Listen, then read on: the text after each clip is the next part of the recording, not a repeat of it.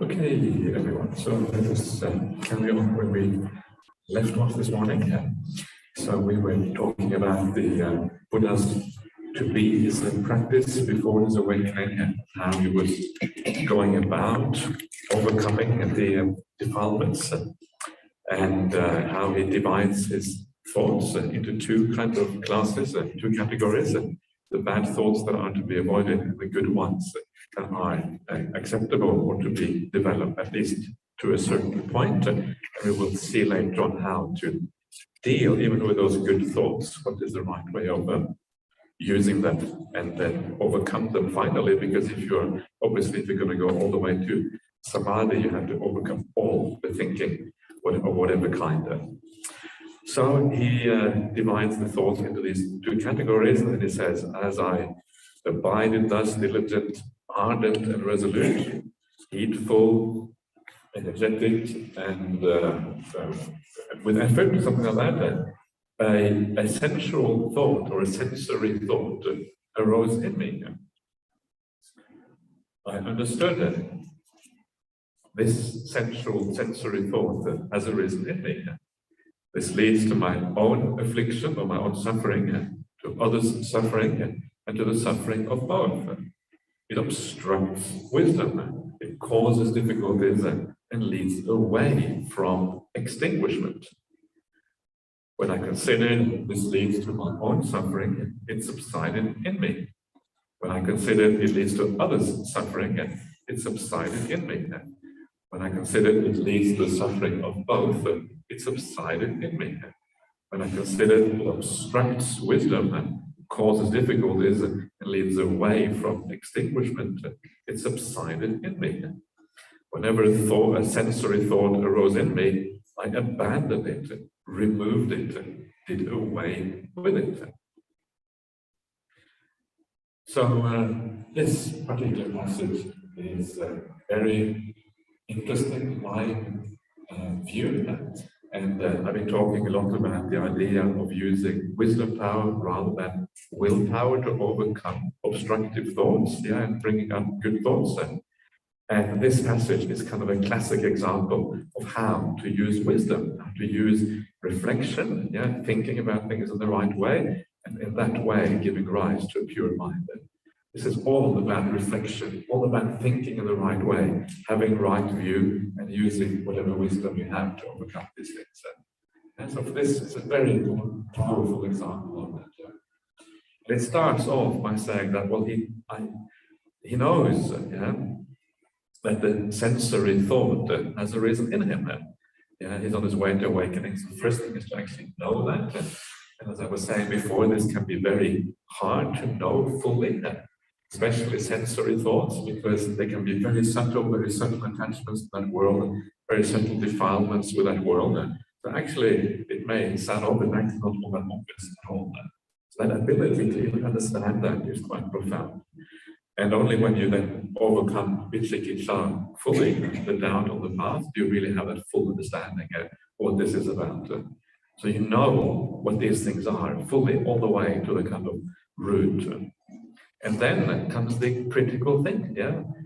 He reflects. Or I understood, it says here. In other words, you understand this through reflection or through wisdom. This leads to my own suffering. Affliction is the Pali word here. So abada, which is almost like illness in a sense. Affliction, suffering, illness, all these words. And when you understand that in a deep way that this leads to your own affliction, it says here, it subsided in me.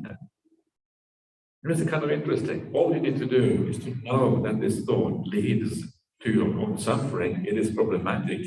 It has all kind of negative consequences down the track. That is all you need to do. And if you know that, it will subside in you. And again, it shows you how often we have kind of an inkling of what these things are, whether they are bad or good, and how they work, etc. But we don't really have a deep understanding of these things. If you fully understood the negative impact of the sensory thoughts, just the memory of that, just the understanding of that, bang, it would be gone. It would subside in you straight away. what is the Pali word for subside is apatta, gacchati. Apatta means, basically means more than subsiding, it means disappear. That's what it means, just vanish. That's essentially what it means. So that's all we need to do. So what that shows us is that to be able to follow this kind of example of the Buddha to be, we actually need to put in a bit of effort to understand these things, to understand why they are problematic. Why is it that the sensory pleasures and the sensory world actually is problematic in this way? And I will talk about this later, but it is problematic, first of all, because it is a lower kind of happiness. It obstructs access to the higher things. It is problematic because it is always involved with rivalry and with competition, and ultimately to all kind of violence and wars, all kind of things. We'll talk about this later on as well. Basically, sensory pleasures have, there's quite a lot to be reflected on in this area. I'm going to have a whole session just talking about sensory pleasures tomorrow or something like that, and then you can get some idea what the problems are there. So it really deserves a lot of reflection there. And then you reflect, it leads to the affliction of other people suffering as well. And when you remember that, it also subsides in you, it comes to an end.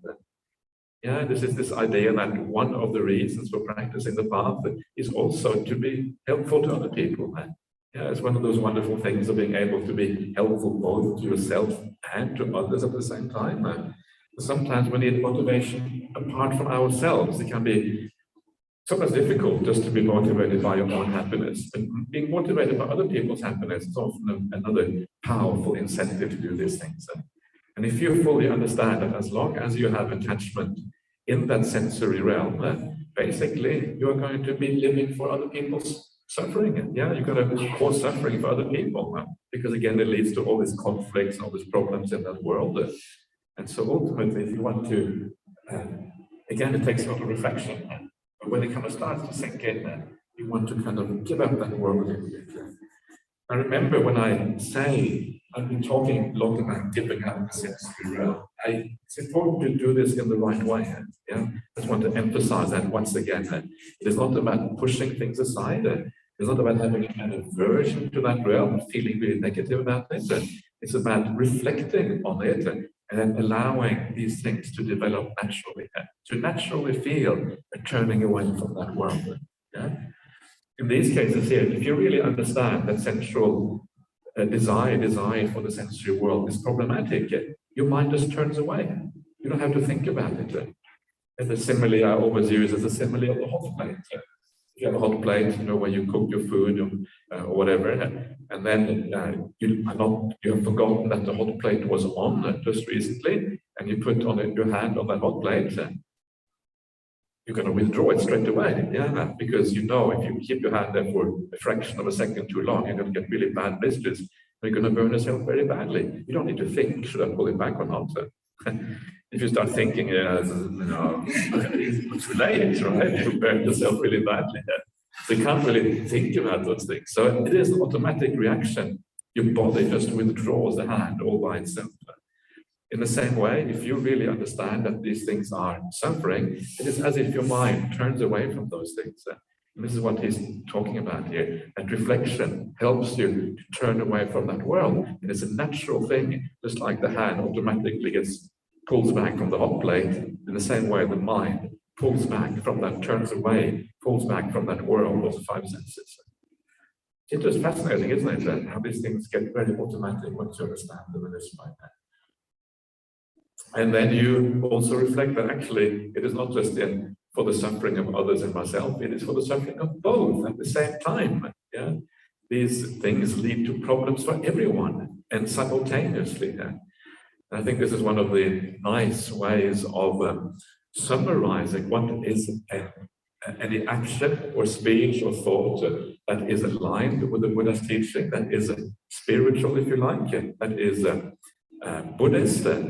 And one way of defining that is that if the thought or action or speech or whatever it is that you're going to do, if it is good both for you and for the other person, then it is a spiritual act. If If it is only good for you, it's selfish, might hurt others. If it's only good for others, well, you're not really looking after yourself. It should be good for both. If it's good for both, then it's a spiritual act. And if you think about it, it's kind of, all the things we talk about on the Buddhist path are precisely that. Kindness towards others is good for you because you feel good about yourself and the other person feels good about themselves. Generosity is good for you and for the other person because you feel good about yourself and the other person is happy. Meditating is good for you and others because you become more agreeable to live with. You become more of a blessing for the rest of the world around you when you are peaceful and kind. So everything we do on the Buddhist path has that dual aspect to it. When people say you are selfish because you meditate, it's exactly the wrong view. It's exactly the opposite.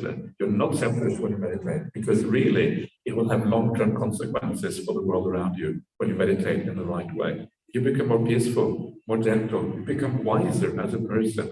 Eventually you may get some great insights. Meditation is not a selfish practice.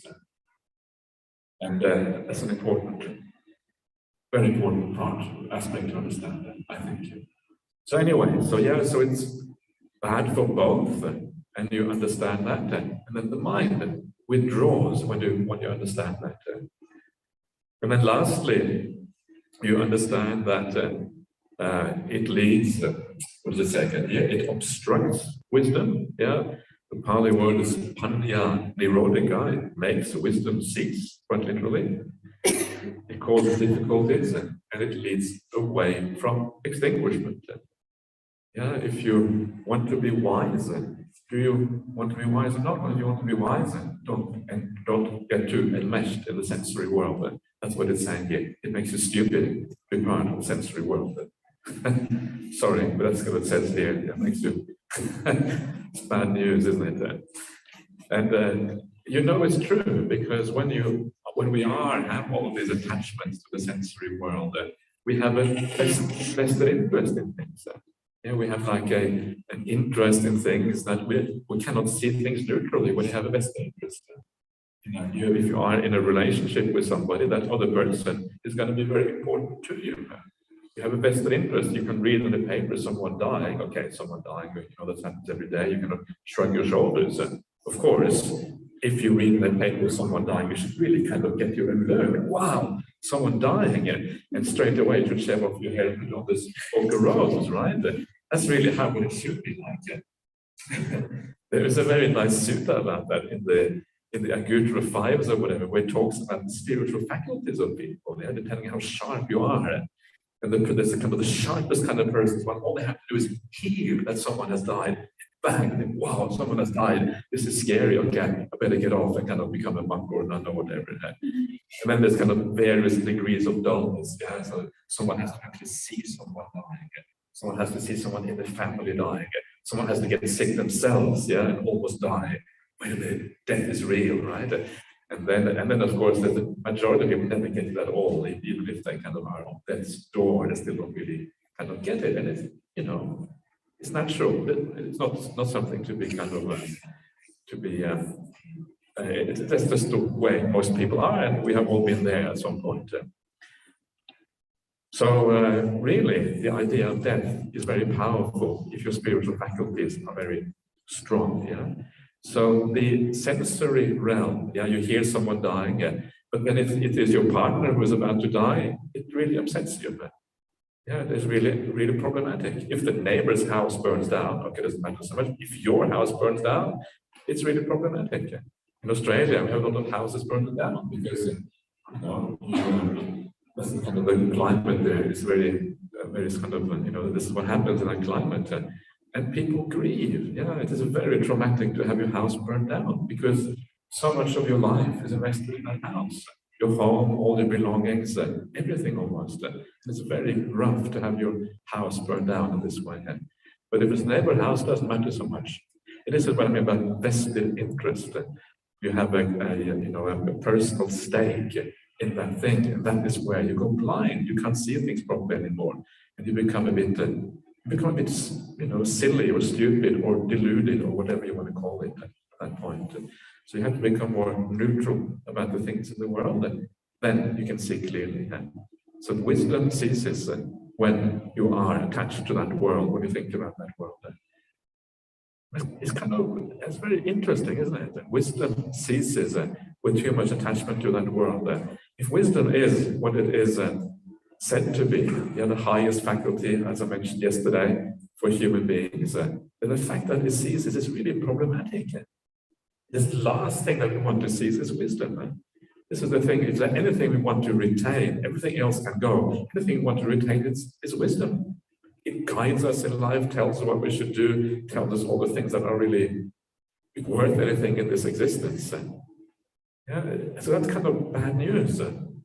If this is what happens, that's enough really right there to reject too much indulgence in the sensory realm, because it has this incredible drawbacks.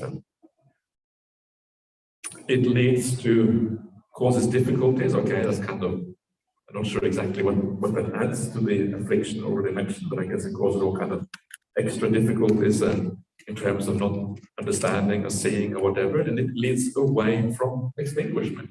It's away from Nirvana, leads in the wrong direction. That's also bad news. So how can we think about Nirvana in a way that is kind of useful? Because people think Nirvana, what is Nirvana anyway? I don't know what it is. Extinguishment, it seems so far away. Yeah, how can we kind of think about this in a way that actually has some meaning to us? And actually the word extinguishment is actually quite useful because it tells us something about what is going on. So what we are doing, we are extinguishing the defilements in the mind. Yeah? And the distinguishing of the defilements in the mind has many different levels to it. And each time you move on to a new level, each time you extinguish a little bit, that is a degree of Nibbana right there. In fact, the suttas do talk about degrees of Nibbana. It's quite rare, but it occurs in a couple of places. Yeah, so Nibbana is kind of a gradual thing in itself. There's a final Nibbana when everything is extinguished. But a little bit of extinguishment means your mind is more peaceful, more calm. Every time you have a bit of success in your meditation, you become peaceful, you have a little bit of a taste of Nibbana. It's a bit Mickey Mouse taste, but it's still just a little bit of taste. So you're kind of getting there, right? And that's kind of nice. So that's really the way to think about Nibbana, because it's important to have a very positive connotation with words like this. An extinguishment in itself may not have such a doesn't really have necessarily a positive connotation, but a peaceful mind does, and mind free of defilement does. So you're leading away from that, leading away from peace, leading to more involvement, leading towards all these problems. So that is why you don't want to go there. So, and then comes the kind of the final crux here, yeah? And this is also very interesting. Whenever a sensory thought arose in me, I abandoned it, removed it, did away with it. Yeah. These are quite strong words in the Pali. Vyantang akasing means like, almost like annihilate it, yeah? Did away with it. These are very strong words. So this is how you annihilate these bad thoughts. You think about them in the right way. And normally, in kind of ordinary life, we often think if you want to annihilate something, you have to bring out the sledgehammer, yeah? And you have to kind of whack it so it kind of gets destroyed. In other words, a lot of willpower is usually kind of implied when we talk about annihilation and destruction of something. But in the suttas, this is not the only place, but other places as well. The way to annihilate something, if you really want to overcome something, is never through willpower. It's always through this kind of path, using wisdom, using reflection. And that is very interesting. And when you think about this in the right way, it is very obvious why that has to be the case. Because if you use willpower, like we were saying yesterday, willpower is a bit like having the lid of the boiling kettle trying to hold it down, yeah? You won't be able to do it for very long. Yeah? And then when you have to let go, kind of things come on again, even with more power than before. So willpower, you can kind of suppress things for a while. Sometimes that suppression is successful. And then when you let go, actually the ill will or whatever is gone. Sometimes it does work, but very often it does not work. You hold it down, eventually let go, and it comes back with a vengeance afterwards. And even if it is gone for a while, still you haven't dealt with the root of the problem. Because you haven't dealt with the root of the problem, it can re-arise again at any time, given the wrong circumstances, given the wrong input from the world around you. Yeah, so it is not very, it doesn't do very much, willpower. It doesn't solve anything. It doesn't get rid of the problem at all, really. But what it does do, it depletes your energy. You only have so much ability to use willpower, and after a while you are really exhausted. Yeah, if you think about, you go to work, for example, or whatever it is that you do in your life, and you put in a lot of effort into that work. You have maybe to read something you do not enjoy, then you have to write a report. Yeah, sometimes we have to do things, not necessarily because we enjoy writing reports, but because that's the nature of life. You have to write reports sometimes. And then you use willpower to do this. And then when you come back home after a long day's work, you are exhausted because you have been using willpower to sustain your focus on those things that you don't really enjoy. If you enjoyed it, you wouldn't have to use so much willpower, much easier. And they say that the kind of work which is the most draining is things like people in the flight control. Yeah, there's those towers and looking at all the planes coming in the right order, etc. If you get it wrong, the consequences are really bad. Yeah, so you have to really be focused. Otherwise, you kind of have a major disaster on your hands.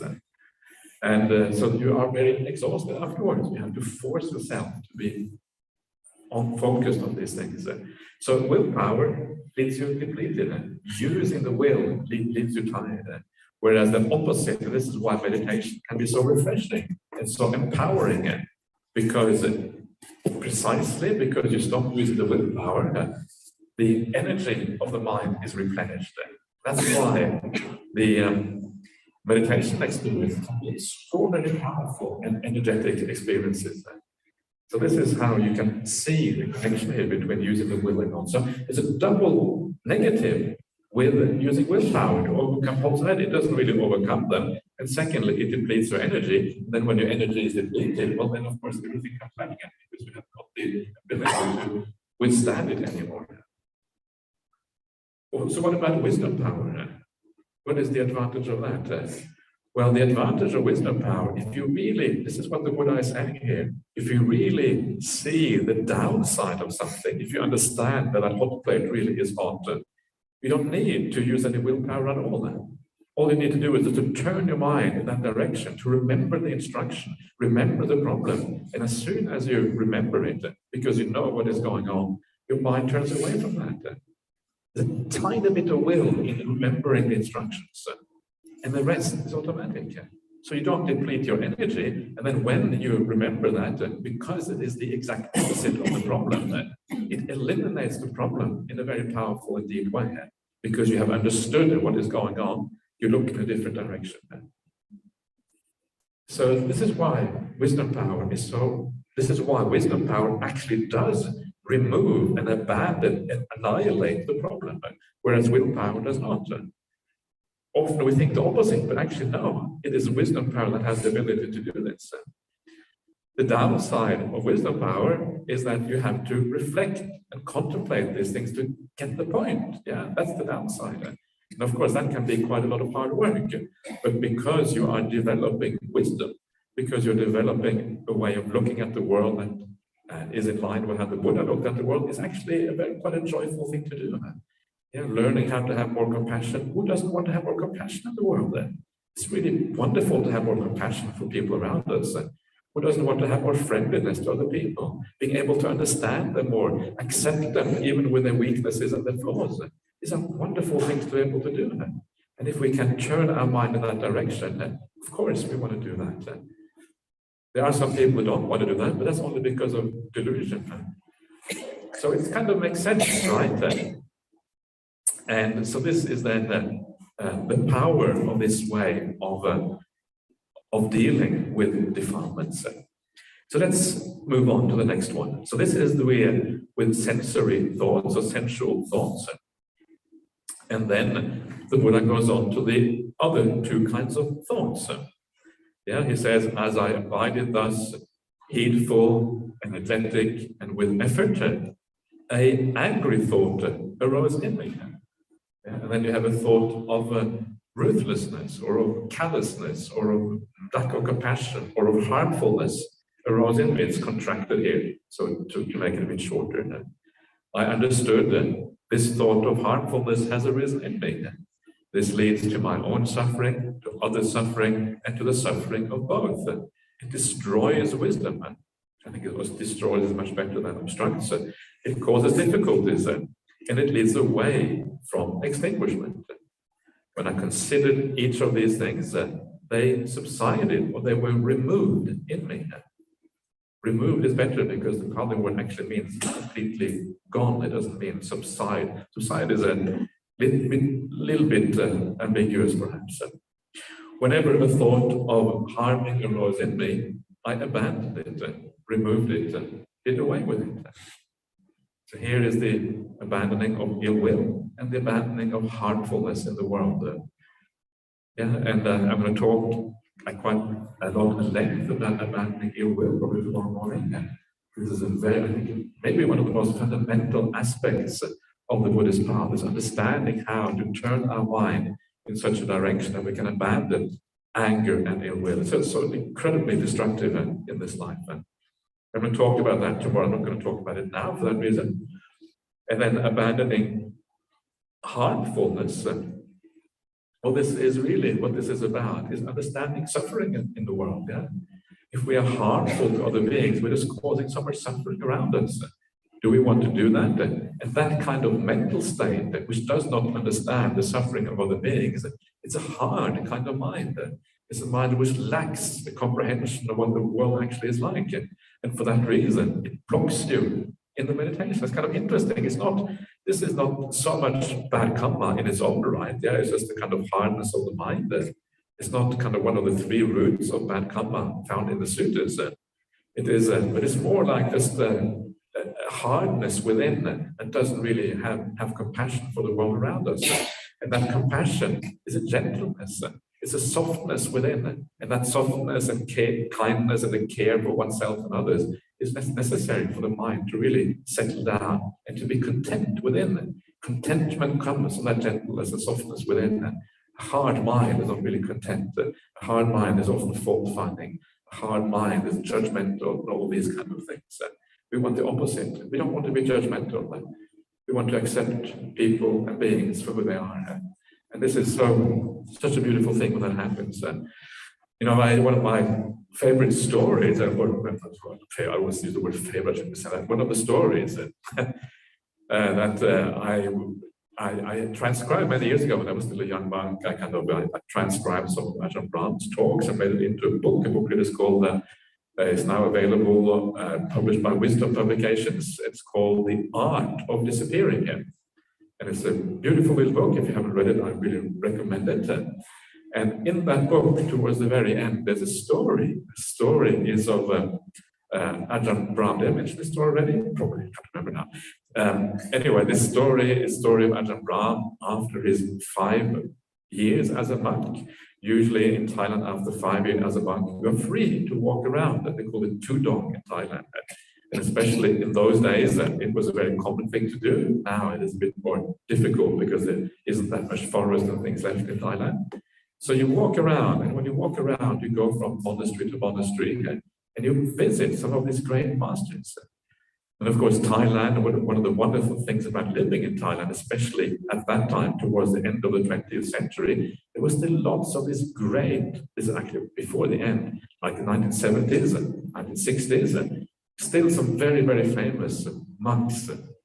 No nuns in those days, maybe some mechis, but mostly monks were very famous for the spiritual attainments. And one of these monks that Ajahn Brahm went to visit was a monk called Ajahn Tate. Ajahn Tate was very famous with the king of Thailand. So the king had built him this enormous hall called the Mandapa. And so Ajahn Brahm was told, well, Ajahn Tate is in the Mandapa. So, that's where you can go and see him. Ajahn thought, yeah, okay, I have all these questions. I got to see this Arahant. He was famous for being Arahant. We never know what they are, but that was kind of his reputation. And it seems to be many people were convinced that was the case, even those who were wise. When the wise say that someone else is wise, then there's more grounds for believing it. So he went there, and he opens the door, and he kind of looks inside, and he doesn't really see anyone in there, yeah. So he kind of is about to go out and close the door, and he said, "Wait a minute, yeah, what's going on here?" And then he looks again, and he sees this old monk in there, in the corner, yeah, in this hall, this large hall built by the king, yeah. Yeah, and then he kind of goes into that hall, yeah, and kind of goes up to this old monk Ajahn, and goes down and bows down to him because of this great reputation for being an arahant or something very special. And then he sits down in his presence of this monk, and he says that when you are in the presence of someone like that, you feel no judgment. Yeah, because these monks or people who are really developed in their minds, they don't judge you at all. They see you as a suffering human being like everyone else.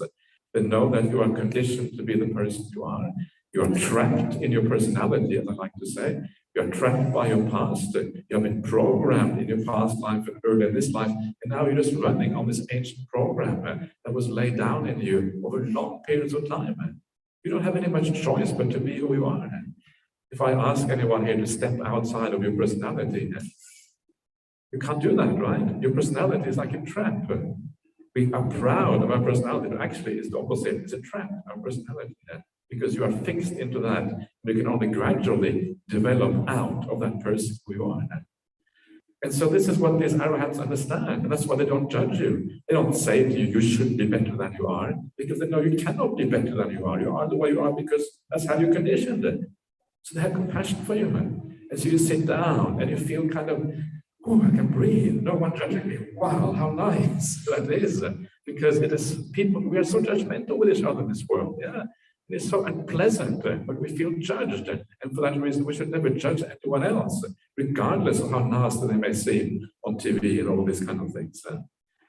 And so he sits down. And because he doesn't feel judged, because he really relaxes, all the questions that he had gone out of the window.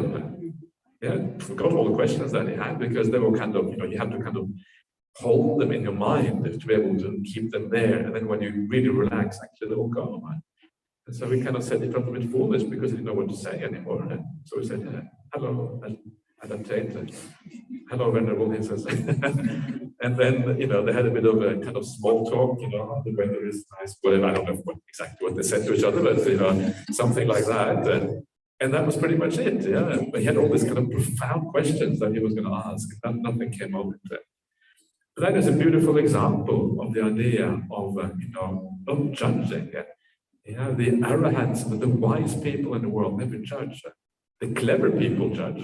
Yeah, those who think they are clever, those who are intelligent and clever, kind of have the ability to kind of see many details about other people. They can judge them, and they can be sharp, and they can kind of say things that are really, what is called in the sort of stabbing you with verbal daggers, yeah, because they know exactly where to hit you, because they can see your weaknesses or whatever. So cleverness is one thing, wisdom is something else.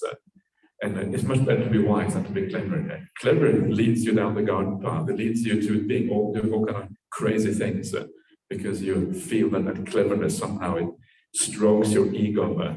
But stroking your ego is always a dangerous thing. So be wise instead of clever. Too many clever people in this world destroy their own lives through cleverness. And it's not the way to go. So this is just understanding this in connection with non-harm here. The idea that you basically, we have compassion for other people. We don't harm them. No need to judge anyone else. Judgment is such a terrible thing in our world.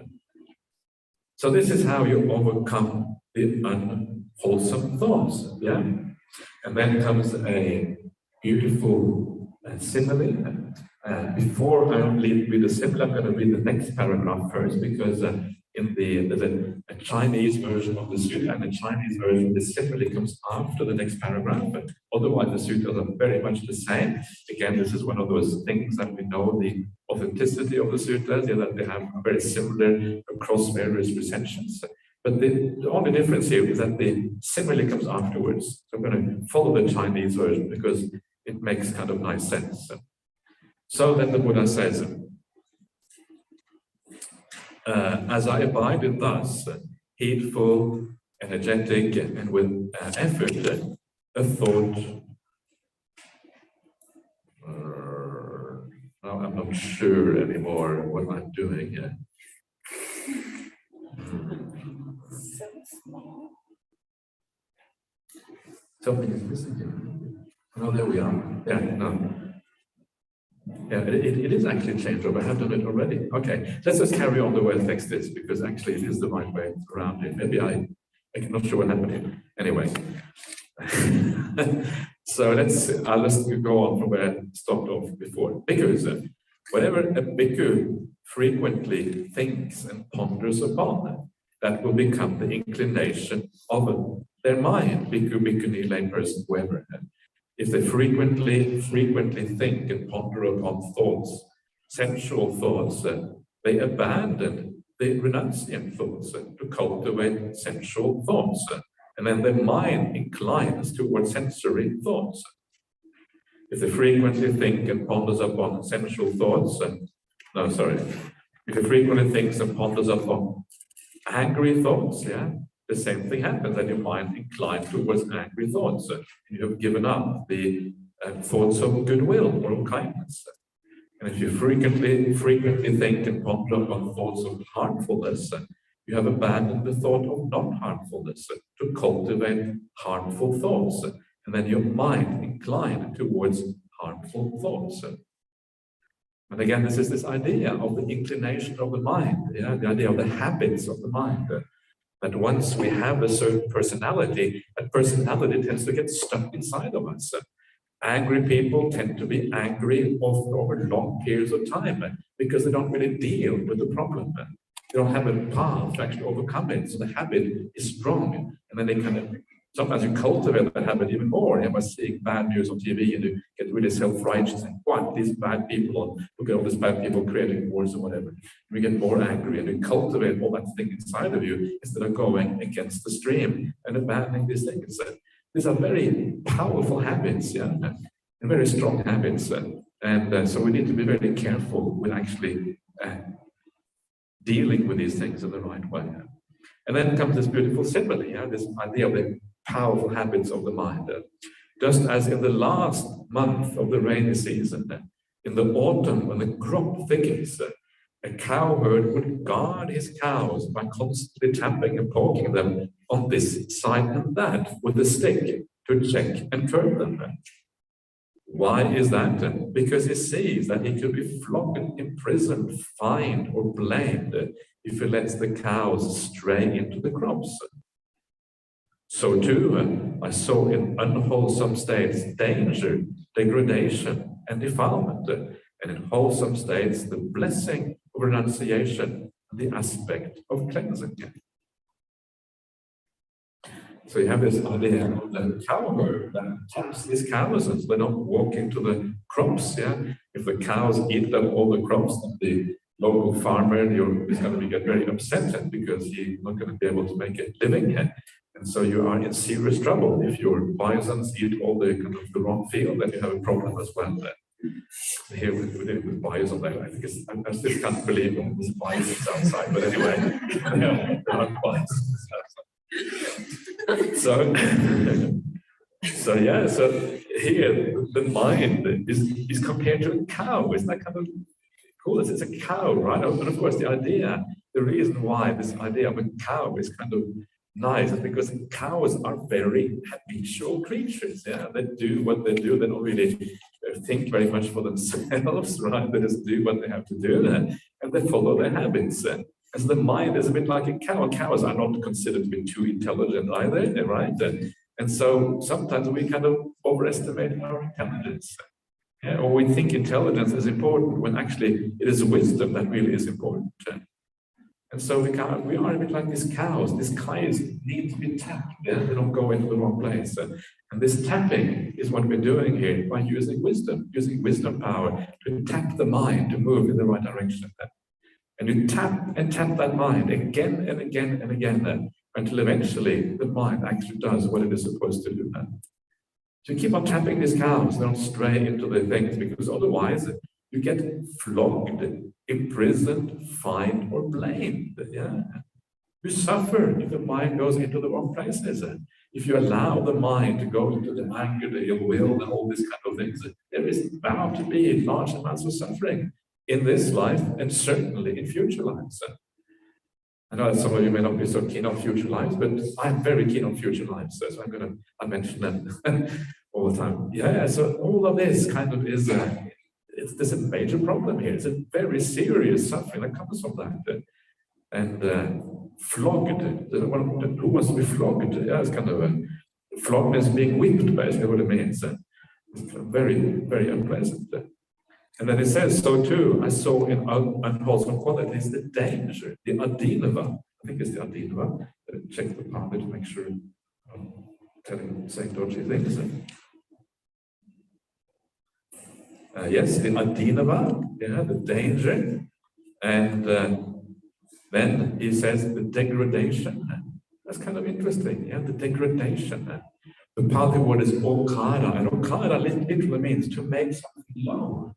Yeah, so degrade, maybe a little bit too strong, but to kind of make you low, make you almost like inferior by okara.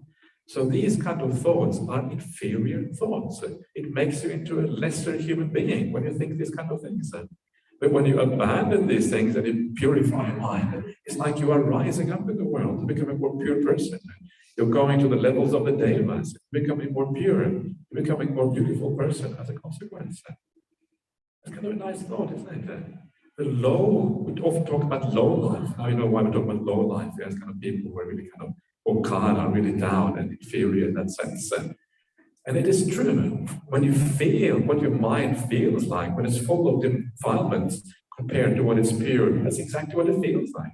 You feel low, you feel kind of enmeshed in all this kind of, you know, almost like animal instinct sometimes. And other times you feel like a deva, maybe, yeah, because you feel really pure and really happy and really wonderful inside. And you can see these changes inside of you. And you know, we all know what our beautiful mind states are like. And sometimes you feel incredible degree of purity inside. How much happiness comes with that purity for you and for others. So, degradation, you are low, it is defiled. Defiled means that it is kind of murky and dirty. A defiled cloth is a cloth that is stained. Yeah? It might be stained by these things. It loses its brilliance. There's a beautiful simile elsewhere in the suttas called the simile of the gold, the simile of the paṭicca-samuppāda, the cleaning, the dirty cleaning sutta. And it shows you how you clean gold, how you refine gold. Yeah? Gold only shines and it's beautiful when you remove the defilements from gold. In the same way, the mind is only beautiful and shines when you remove the defilements from the mind. Defilements are stains on the otherwise beautiful mind. The beautiful mind is always available if you can just remove the stains. It's kind of behind the veil, yeah, of stains. There is actually, that's the wrong metaphor or the wrong simile, because it's not as if the mind is somehow behind the veil, but it is possible to just remove the defilements when the mind is pure. When the mind is impure, it is impure. It's not like it exists behind the veil in a pure state. It actually is impure when the impurities are there. So, yeah, these are the defilements, but in the wholesome states, there is the blessing of renunciation. Renunciation, as I mentioned yesterday, one way of thinking about that is to think of it as meditation practice. When the meditation is peaceful, that is where you renounce, yeah? And you can understand why renunciation is so powerful. The aspect of cleansing, purifying yourself, yeah? Having a mind which is rid of these defilements that stop you from being happy and bright within them. It's a very nice simile, the simile of the cow and the cowherd. You are the cowherd and you have to kind of get your mind under control. Okay, cow, do the right thing. Okay. So actually the mind, this is kind of how we think about the mind as somehow in the head, but the mind really is the whole body. You can't really, the idea of the mind in the head is like saying the mind is the brain, which is not really a Buddhist way of thinking about it. Okay, let's carry on because If we take too much time with these things, then we are going to be a very, very long retreat. So better not make it too long, otherwise, when Vimala is going to, she's going to tell me. You can tell me off if I go too long. Is it another 10 days? Okay. All right. So we'll see what happens. We'll that's the theory. Practice, maybe we can't go on for 10 days. So see how things go. Anyway, let's carry on. So as I abided thus, heedful, energetic, and with effort, a thought of renunciation, or a kind of renunciant idea, the mind inclining towards giving up the sensory world, the mind inclining towards meditation and peace, arose in me. I understood thus, this thought of renunciation has arisen in me. This does not lead to my own suffering, to the suffering of others, or to the suffering of both. It supports, it increases wisdom. Paṭicca-samuppāda. Is that right? Paṭicca-samuppāda increases wisdom. Does not cause difficulties, and it leads to extinguishment. So this has the opposite effect of the previous thought. It gets you in the right direction. It does not lead to suffering. In fact, it often leads to happiness of other people. It aids wisdom. If you want to build up wisdom, you want to get rid of those sensory attachment. And it leads to extinguishment, all these defilements gradually peeling away from you. And then he says, if I think and ponder upon this thought, even for a night, even for a day, even for a night and day, I see nothing to feel from it. But, and this is where it gets interesting, but with excessive thinking and pondering, I might tire my mental body. And when the mental body is tired, the mind becomes strained. And when this mind is strained, it is far from stillness. So I steadied my mind internally, quieted it, brought it to singleness, and stilled it. Why is that? So that my mind should not be strained. So what we see here, we see kind of the gradual development of the path.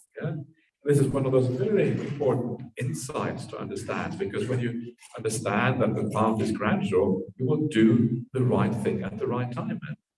So the point here is that first of all, you overcome the negative thoughts in the mind, the bad, unwholesome thoughts. Once you have overcome the negative thoughts using the wholesome thoughts, then you also overcome the wholesome thoughts, because you want to still the mind. Then when you overcome the wholesome thoughts, that is when you enter samadhi.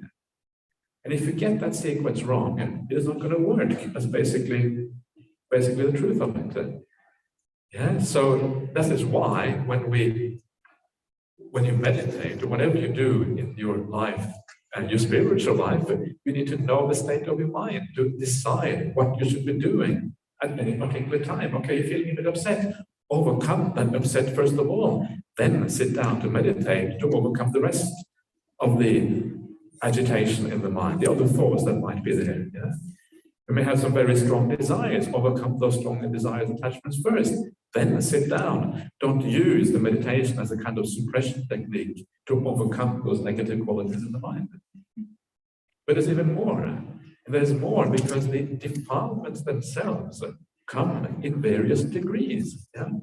There are very serious defilements of the mind. We actually do really bad things. When the defilements are very strong, you will be tempted to break your precepts. You will lie, you will cheat, you will do all kinds of crazy things because of if your mind is very defiled. So again, you need to start in the right way. Instead of kind of taking people straight off the street, putting them on a cushion and saying, meditate, we should first ask them, are you keeping the 5 precepts? Okay, no, we can come back later. Keep them first for, a few months at least. This is kind of the basic practice in Buddhism, is keeping the 5 precepts. And when they come back after a few months, they're, oh, well, okay, keeping the 5 precepts. Okay, are you generally living with kindness and compassion in your life? No? Okay, come back in another few months. This is how we should be doing at meditation centers. Instead of kind of saying everyone comes in, we should ask them where they are on the path. Or at the very least, we should give them the tools to be able to decide for themselves. These are the teachings. The Noble Eightfold Path is a graduated path. It starts with right view, it ends with sammā-samadhi. You are somewhere on that path. And if you are in a certain place, that's where you have to deal with those things. If you are some other place, you have to deal with those things. But you have to know yourself to know what you're supposed to do. So first of all, keep the precepts.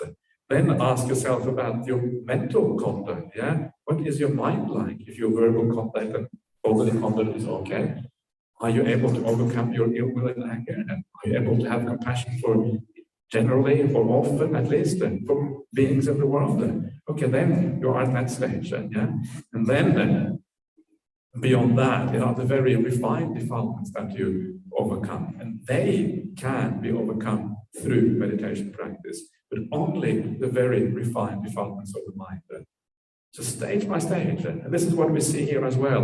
First the bad qualities, then you overcome the good qualities. You don't sit down on a meditation cushion to overcome powerful defilements in the mind. All you're going to end up is either frustrating yourself or suppressing them or wasting your time or some other silly thing which doesn't really work. So this is the idea here. And of course, if you have very positive thoughts, actually you don't think all that much. Anyway, usually if your mind is in the positives, then you think much less. The negative states are much more productive of all sort of thinking, yeah? They kind of go on forever in your mind. So so there is no danger for these things. But of course, all the thinking and pondering, it tires the body, it says here. The word kaya is a very interesting word in the Pali language. It doesn't really mean body as in physical body. It means like, it can mean mental body, for example. As you divide between the physical body and the mental body, they're both called kaya. So kaya means almost something like personality or person. Yeah, your person gets tired. Now, what is the person? Well, the person is all the qualities that make you who you are, apart from consciousness itself, because consciousness itself doesn't really have a quality apart from relating to one of the senses. So consciousness or mind is kind of behind that. But kaya is the things that make up the person. So that can be mental or it can be physical.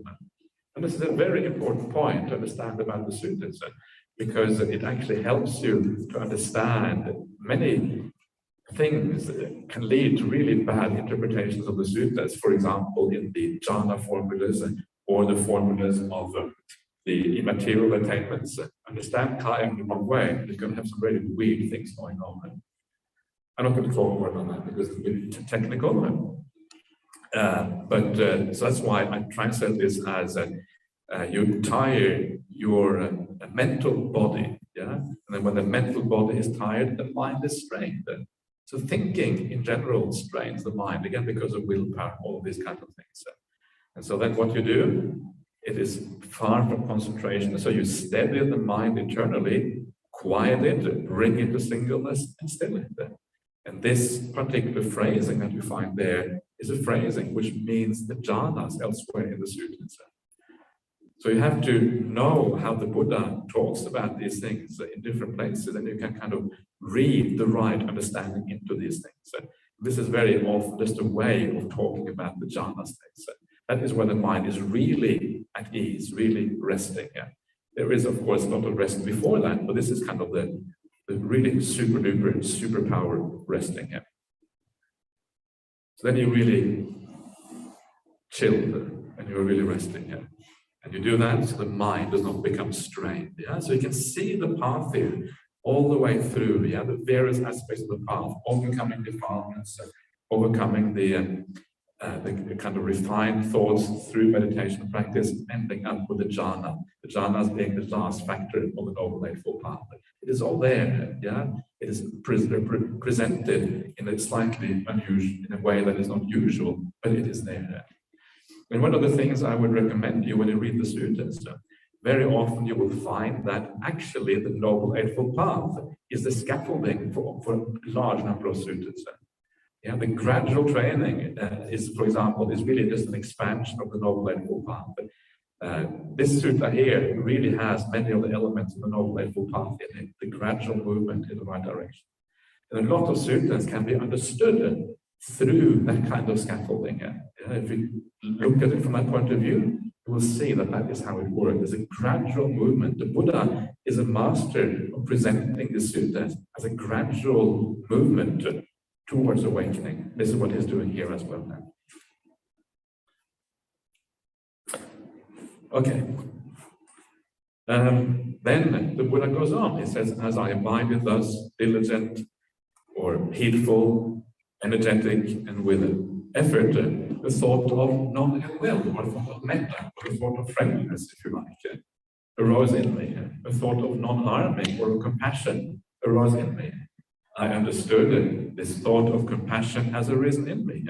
This does not lead to my own affliction or to the suffering of others or to the suffering of both. It increases wisdom, does not cause difficulties, and leads to extinguishment.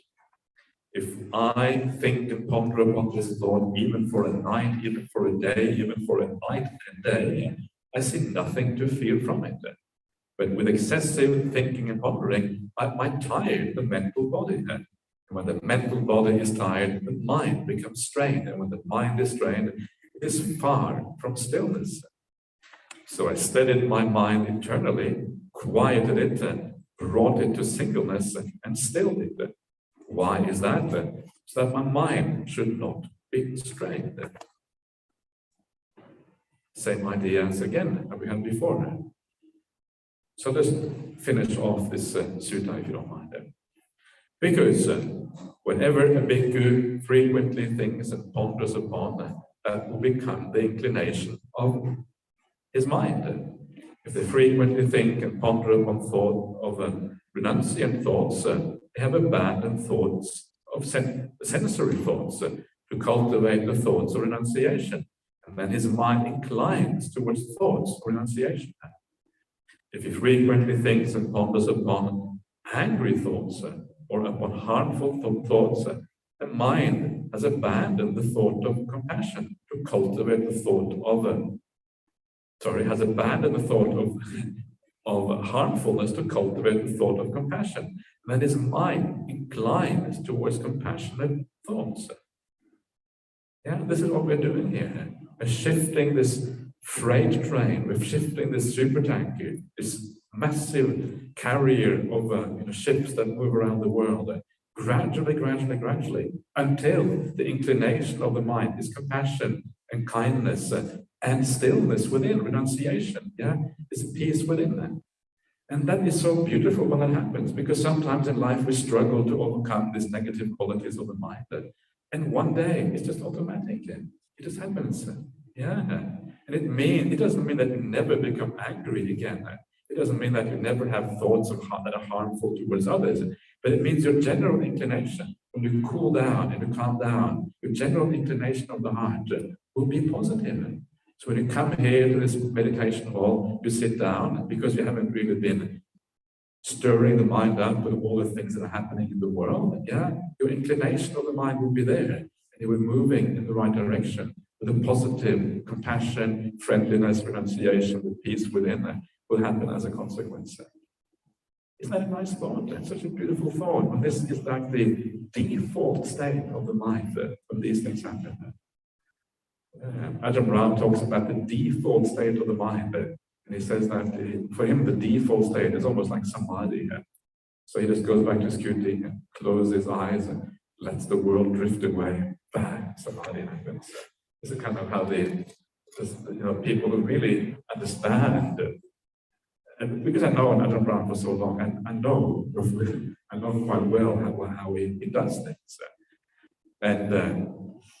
And so that's kind of what happens when the mind is really programmed in that direction. Yeah, things become much easier. The hard part is the beginning of the path. We have to overcome these defilements because the defilements blind us. Because they blind us, actually, it's hard to really see what we have to do.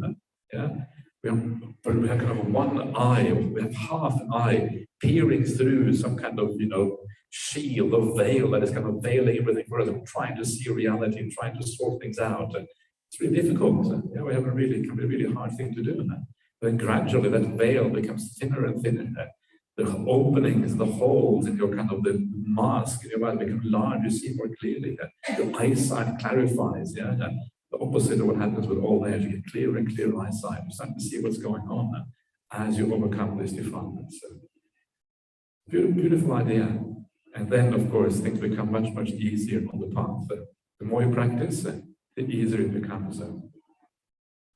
Just as in the last month of the hot season, when all the crops have been brought inside the villages, a cowherd would guard his cows while staying at the root of a tree or out in the open, since he needs only to be mindful that the cows are there. So too, there was need for me only to be mindful that those qualities were there. Yeah, you can relax, you can sit back, you don't have to be so vigilant anymore, because you know your mind is already leaning in the right direction. Yeah, and you can kind of just watch the good qualities in your mind. Okay, this is fine. Sit down and meditate, and then, of course, the samadhi comes as a consequence. And then, at the very end here, this is not really the end of the sutta, but it is as far as I have taken this. It says, tireless energy was aroused in me, and unremitting mindfulness, unremitting means like steady mindfulness, was established. My body was tranquil and untroubled, my mind stilled and unified. And as a consequence of overcoming those negative states of the mind and then overcoming the positive ones, which is really easy to overcome, the hard part is to overcome the negative ones. This is what happens. Tireless energy. Sounds good, doesn't it? Tired energy. You never get tired. Just bang, bright all the time, like Ajahn Brahmali, always wild, like his nuclear reactor inside of you. Unremitting mindfulness, always mindful, never slackening off, always know what you're doing, you know what's happening in your mind, clarity about everything. Doesn't that sound nice? Body is tranquil, you never feel agitated, you never feel restless. The body is like, really cool and nice and solid. You sit down, you can feel like you can sit here forever after. Unfortunately, we can't because we only got 10 days, but you can sit for a while anyway. And the last one, the mind is still and unified. Yeah? All these beautiful qualities, all of these wonderful things are rising out of this marvelous path of the Buddha. So here is the Buddha talking about what he did. And of course, after doing this, I have chopped that out because I couldn't talk about everything. Then comes the 4 jhanas, and then comes the insights, powerful insights into past life, karma, the laws of karma, and finally awakening itself coming out of this, the vichas. So that is what happens at the very end of the path. But the initial stages are far more important for most of us because this is what we need to usually work with. So let us have a short break and we'll come back with Q&A in about 10 minutes, maybe 7:45 or thereabouts.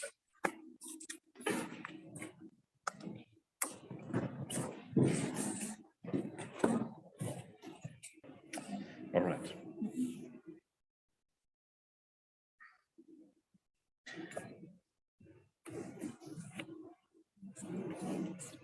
I see here. Okay.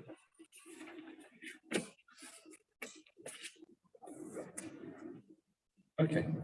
So now for the question, that is a question we get on every retreat. What is the idea behind the allowables? For example, candy instead of fruit. And the idea behind this is simply that these are allowances that were made at the time of the Buddha, and these are kind of been slightly adjusted to fit with the modern age.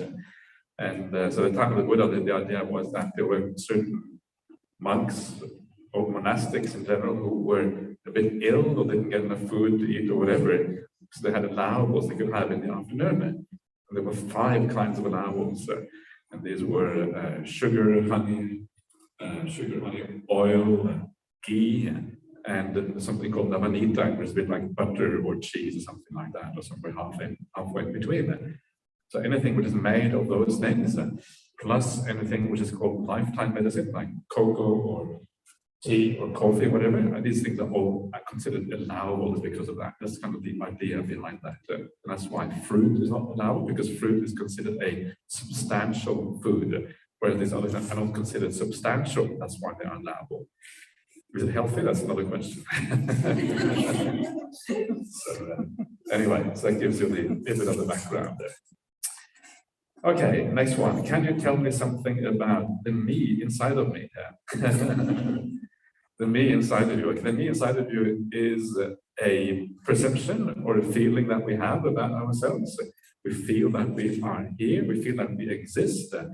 And what the if someone says I'm gonna kill you, usually you're not too keen on that. Yeah, so that means that you feel that you exist in a sense that you want to carry on. And what the Buddha said, that feeling of a me inside of us turns out to be an illusion. It doesn't turn to actually refer to any reality behind the feeling itself or the perception itself. And that's kind of what is so interesting. So we all kind of, we have an illusion of what actually is going on. We don't see things in the right way. And that is the kind of the whole problem, the root cause of all the problems of our life. It's kind of fascinating, isn't it, that this is the root cause of the problem. So very often you will hear, for example, that you may hear psychologists or people in the sciences say that we cannot find any. There is no self inside of you. That's what a psychologist might say. There is nothing inside of a person that is we can find that is kind of permanent, always there. And so you may think that that means that modern science has discovered non-self. But the answer is no. That's actually not really what it is. Because there is, remarkable as it may seem, even though a psychologist can say that we cannot see a self or permanent entity inside of a person, even though they can say that, they still have the same feeling as we have that they exist.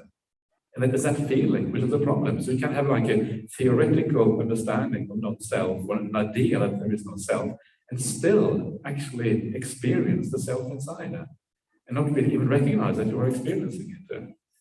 These are two quite different things, and the experiential thing is obviously far more profound and far more difficult to overcome. And the other thing is just really is just a very superficial idea, and it hasn't really kind of hit. You haven't really understood exactly what the self thing is in the first place when they say that. So the me inside of you is actually an illusion, which is kind of fascinating. Yeah. So the idea is to be liberated from that illusion, and the idea is that when you get liberated from that illusion, then it is far happier. Yeah, it may sound scary, but actually it is a much better state, much better experience to not have that sense of self than to have it. How can you know that? You can know that by what happens in meditation practice. The self, this idea, this false experience we have of the self, it expresses itself in many different ways. And one of the ways it expresses itself is through thinking. Yeah? Thinking about me, about my cravings, my desires, thinking about me, my identity, who I am, all of these kind of things. It expresses itself through the thinking mind. So if you calm down the thinking, there's actually less you going on. Yeah, there's less of you there because the self doesn't have a chance to express itself. And what does it feel like? It feels wonderful. Yeah. So less self is great. And that kind of gives you the idea that maybe if you take the self all the way away, then maybe it's going to be supremely nice. And this is a very skillful way of thinking about non-self, because for many people it sounds scary. What do you mean you're going to give up the self? I don't want to give it up, but this is me. I want to hold on to this. And so you need a skillful way of approaching this. And this is how you do it, by seeing actually the less sense there is of you, the better you feel. It's kind of counterintuitive. Okay, let's go on to the next one. How can one be deeply contented and see that everything in life is dukkha and feel equanimity at the very same time? Thank you, Ajahn, for your teaching. It's a good question, isn't it? How can you be contented and know that everything in life is dukkha and feel equanimity at the same time? Well, it's because, the reason is because if you really see that things are dukkha, that they are suffering, you abandon them. You don't hold on to them anymore. And because you don't hold on to them, they don't matter so much for you now. Yeah, it is that holding on to things that are dukkha, that is the real problem. That compounds the problem. The world is already suffering, and then by holding on to suffering, by finding a refuge, if you like, in that suffering, by trying to make the suffering permanent, because if you hold on, that's what you really want. You want those things to be there for you when you need them, and to be reliable. You are holding on to something which is impermanent, taking it to be reliable. Of course, it's going to be really terrible. So understanding the dukkha means you let go. That experience of let go is a blissful experience. So you know it's dukkha, and then you let go, and then you feel, wow, now I feel finally I have some relief from all the suffering of the world. That's why you can be really contented when you let go of things in the world. And it's easy if you think of the letting go of dukkha in stages. Yeah, the first stage is to let go of the sensory existence. I've been talking about this a lot now. Sensory world, we know it is dukkha. Just look around you, what's going on. And of course, then you enter a state of samadhi, which is really profound and beautiful and happy by comparison. You can see that contentment comes from letting go of dukkha, the sensory world of the dukkha. You let go of it. You achieve samadhi as a consequence. You feel content and you have a degree of equanimity. It's very easy to see there. But then you have to take it even deeper. You have to see even that stillness as dukkha. That is the next stage. But if you can do the first stage, if you're able to let go of the sensory world and just go and go to a deep, profound state of the mind, the samadhi states, the rest of it is actually relatively easy. The hardest part is to let go of the sensory world. It's an incredibly sticky place. Yeah, really, really, it's like a quagmire, it's like quicksand, it's like a bog. You try to walk through the bog and you sink into your knees and you can't really lift your boots out and get filled with water and you can barely move. Yeah, there's kind of the bog of the world, the sensory existence, stuck like treacle. And so that's kind of how to think about it. If you think about it that way, I think maybe you get some idea of what is going on there. That was a very cute way of spelling dukkha, by the way. I like that. That was it. So, okay. Ajahn Shah taught his disciples to mix all the food together, not to enjoy the taste of it. Not so sure about that. Maybe sometimes he did, and sometimes he did not. Remember, when you read the books by Ajahn Shah, what you're reading specific people's recollection of what was going on at a specific time. Ajahn Shah was a very complex personality. What he said, it was at one point, he said at some other point something completely different. So it really depended on the situation. Maybe he thought that some of his monks were getting a bit greedy, so he said, okay, mix it all together here. In any case, the food in the early days in Thailand, according to Ajahn Brahmali, was disgusting anyway. They didn't really have to mix it up with anything. It was already so bad. So these things are really, we have to. Ajahn Shah's legacy is very dependent on who you ask, what he taught. Those people who didn't get samadhi, they don't teach. They don't say they didn't teach samadhi. Those people who do get samadhi say, oh, he taught lots of samadhi. Your inclination of your mind is going to make you remember your kind of Ajahn Shah. The same thing as with everyone. Same thing with the Buddha. Same thing with Ajahn Brahma, I suppose, when he dies. If anyone ever says Ajahn Brahma did not teach samadhi, that would be kind of the most amazing thing. I would look forward to hearing that. But probably will happen. Someone's going to say that. People say anything really, if it can be said. So I not to enjoy the taste of it. Yeah, it's okay to enjoy the taste of it. In my opinion, no problem at all. In fact, as I said before, you enjoy the taste even more after samadhi than before.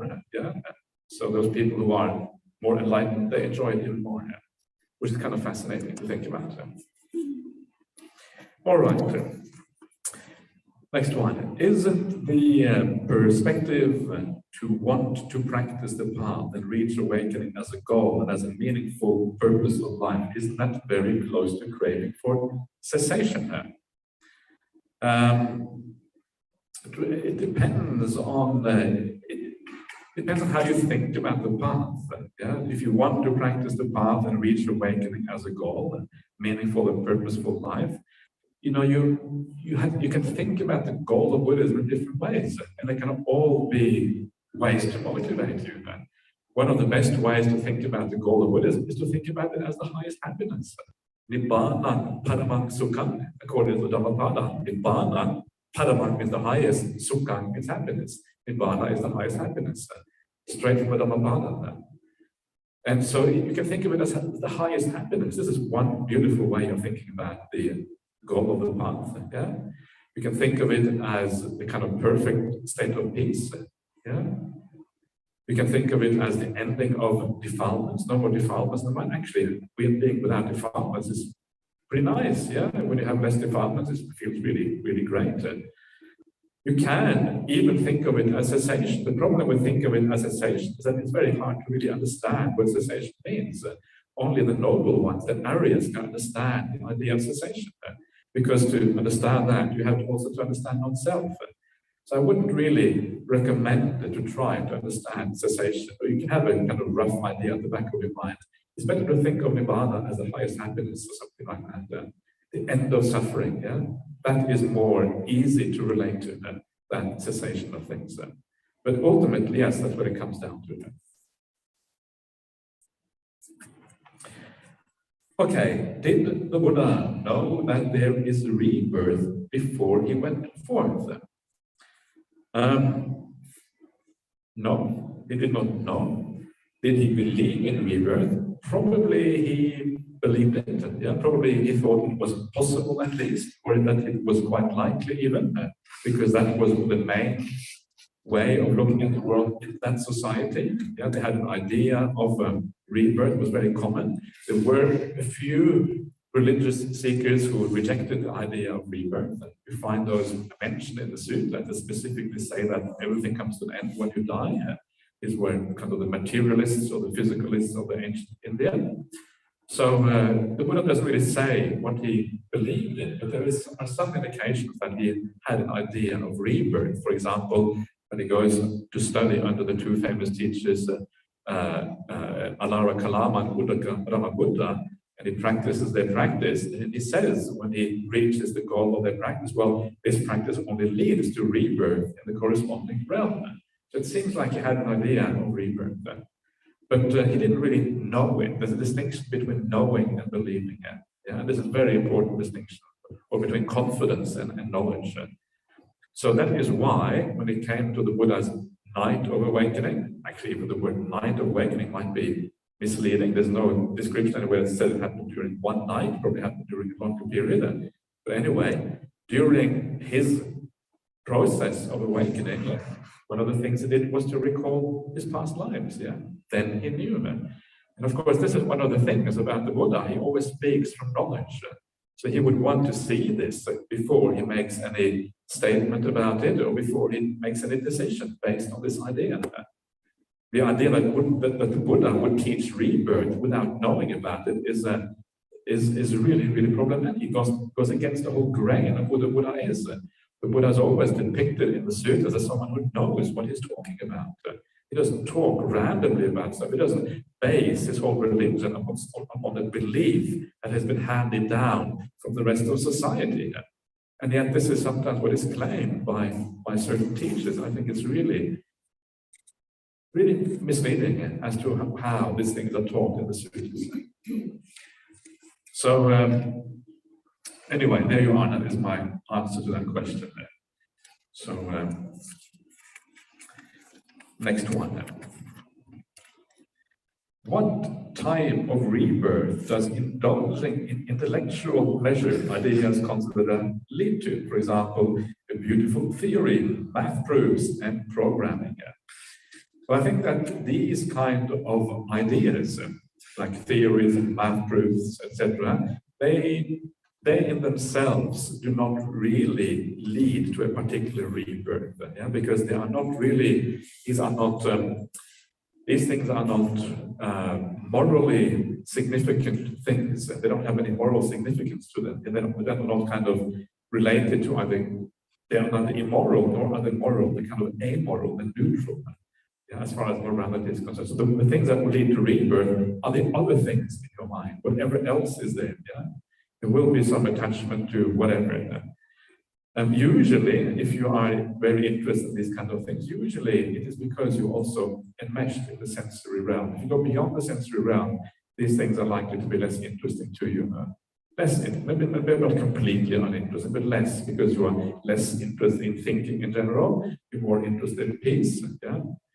But these things are not directly related to rebirth. So you can do these things, yeah? So you don't have to, it's the other things in life that will decide where you go after you die here. All right, Ajahn, how can we make sure that we come across Dhamma teachings in our future life? This is a nice question, isn't it? And this question is answered in the suttas. It's true. Yeah, so the suttas themselves answer the question. I always said that there's everything in the suttas. If you know how to look in the suttas, everything is there. Everything is answered already. Just have to know how to draw out the information. And there is a sutta, I think, in the Anguttara Nikaya, that says that if you learn the Dhamma well in this life, and then you get reborn, for example, among the Devas, you go to Devaloka and you hear them teach the Dhamma or speak the Dhamma. Wait a minute, I remember that. You recognize the Dhamma, yeah? And then you get drawn towards those Devas.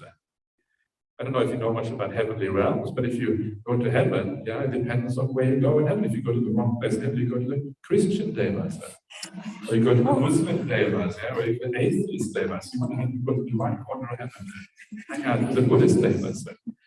This was according to some teacher apparently in Thailand, that heaven is divided, just like the planet Earth, we're divided into kind of these groups, yeah? The Buddhists hang together, the Muslims hang together. Heaven is exactly the same. So you've got to be careful where you go.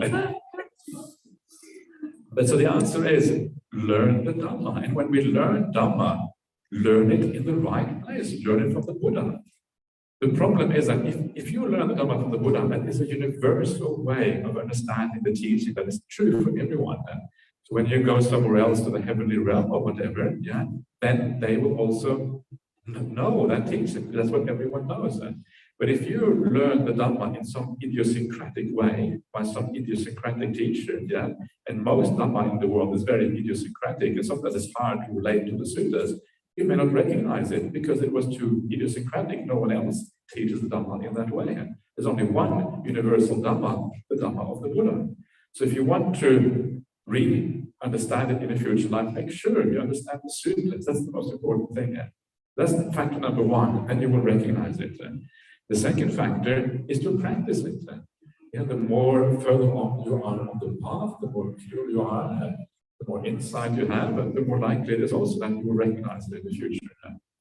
Learn the suttas, understand the real teachings, practice as far as you can, and then you have the best foundation for seeing it again in the future life. That's assuming there is still Buddhism around. Yeah, maybe Buddhism has died out, but there's no hope. Nothing you can do. And this is why there is this idea of a sense of urgency in Buddhism. Sometimes you just have to get on with it, because next life there may not be any Dhamma. It's terrible, isn't it? It's that kind of, oh, that's really scary. No Dhamma around, okay? And sometimes people say, oh, I want to wait till the next Buddha comes, yeah? Buddha Maitreya. Yeah, I want to hang out with Buddha Maitreya. He's much more cool. Now, no Buddhas, always see this scallywag monks and nuns going around, and what do they know, yeah? I want to be with a real teacher. Yeah? And that's kind of how people think, yeah, oh, Buddhism has already died out, yeah, there's no kind of real, there's no enlightened ones these days. And that's a terrible thing to say. And I think it is really misleading. I don't think it's true. There are still awakened beings around. As long as there is Dhamma, there will be people who practice this path to the end. I have met people that I feel you can't see how they cannot have some insight into reality, because they are just so amazing, extraordinary. And I think, wow, that's, this is not of this earth. This is kind of belongs to something else. And so you never think that you're going to hang out with Maitreya. There's a very nice story in the suttas that show the danger of that. This is a story which we find in the Arya Pariyesana Sutta that I mentioned the other day, the Noble Search Sutta, Majjhima Nikaya 26. And in that sutta, soon after the Buddha's awakening at the Bodh Gaya, he then decides to go and teach the 5 monks. Yeah? And the 5 monks are in Benares, in Varanasi, has to walk all the way from Bodh Gaya to Varanasi, which is maybe 500 kilometers or something. It's a long way. And on the way, one of the first people he meets is this fellow called Upaka. And Upaka sees the Buddha. Right? Wow! Sees the Buddha. I'm not sure if it says wow, but it says the equivalent of wow in Pali. What is the equivalent? How do you translate wow into Pali? I'm not sure if that exists in Pali, but you get this feeling when you read the passage that it's like wow. Yeah? And he sees the Buddha and he says, your faculties are so bright. What's the story? He doesn't say what's the story. He says the kind of, this is, you have to add a little bit to kind of make it more interesting, but it's something like that, right? And then the Buddha replies, well, I have attained awakening. And then he says, well, who's your teacher? Because everyone's attained awakening, have to have a teacher, right? He says, don't have a teacher, yeah? I awaken on my own. I'm self-awakened. And then this Upaka kind of says, right. And he shakes his head, and he wags his tongue or waggles or whatever he does, and then he walks off and he takes the kumaga. Kumaga is the wrong path. Yeah, it's kind of the simile for when he walks off, and he doesn't really have to take the opportunity of becoming a Buddha's disciple. He's face to face with the Buddha. He's face to face with the most extraordinary person in human history. He doesn't recognize him. So all these people who want to find Maitreya Buddha, when they are faced by Maitreya Buddha, probably no idea that it is Maitreya Buddha. They're just going to walk off and follow someone else, a madman in the street or something. That's usually what happens. Because that we can relate more to those mad people than we can to the Buddha sometimes. Because we're closer, our mental state, unfortunately, might be closer to those mad people. I don't know, sometimes that's true, right? I hope you will forgive me for saying this kind of things. So this is, so don't waste the opportunity. The Maitreya Buddha is a pie in the sky. Yeah, it is something we don't know when. There will be a future Buddha for sure. We don't know whether this Buddha will be called Maitreya. We don't know anything about this person at all. We know there will be a Buddha because Buddhas are universal principles. They arise every now and again because some person has all the spiritual faculties come together in such a way, the conditioning comes together in such a way, they get reborn in the right place, that everything makes it possible for them to become Buddha. They arise as a natural principle of cause and conditions coming together. And this is why, but you can't predict when it's going to be. Yeah, that's the problem. So now is the opportunity. We still have the teachings of Gautama Buddha. And because we have the teachings of Gautama Buddha, it is almost disrespectful to say, I'm going to go around worshipping Maitreya Buddha instead. We don't know who it is. We're worshipping some kind of cipher, something completely unknown. Yeah, so and this is really problematic. And still, go around the Buddhist world and you find people building all kinds of statues and monuments to Maitreya Buddha. It's already happening. Yeah, it's just, to my mind, it's just really misconceived. Anyway, so that is how to come across the Dhamma in the future life. And please don't wait for Maitreya Buddha. It's just an added bonus to that question. All right. Okay, starts on this side, okay? Dear Bhante, my passion for the work I am doing has dropped a lot lately. Was that after you came to this retreat, or was it before? Probably before you came to this retreat, yeah? Plus, I feel very much less of purpose of what I am doing as an engineer for living, as I do not see the impact directly on other people. Maybe unlike other occupations such as doctors and teachers, appreciate your advice. Well, you are going to have impact, yeah. I mean, as an engineer, your job is definitely required. Yeah, you are doing some of the background work to make sure things work in the right way, to make sure the bridges don't collapse, make sure whatever works. Without engineers, we would be in a terrible state, and all the things around us would be far less secure. We're doing a very important job. Yeah, so think about it that way, even though it's not directly visible, you know that it translates into safety, safe structures, good things, machinery working, and all of these kind of things. And this is one of those very useful things in work life, to make work life more spiritual. We need to integrate the spiritual life into every aspect of our life, the family life, the work life, the hobbies, everything. And only when everything becomes an aspect of the spiritual life does it become really powerful.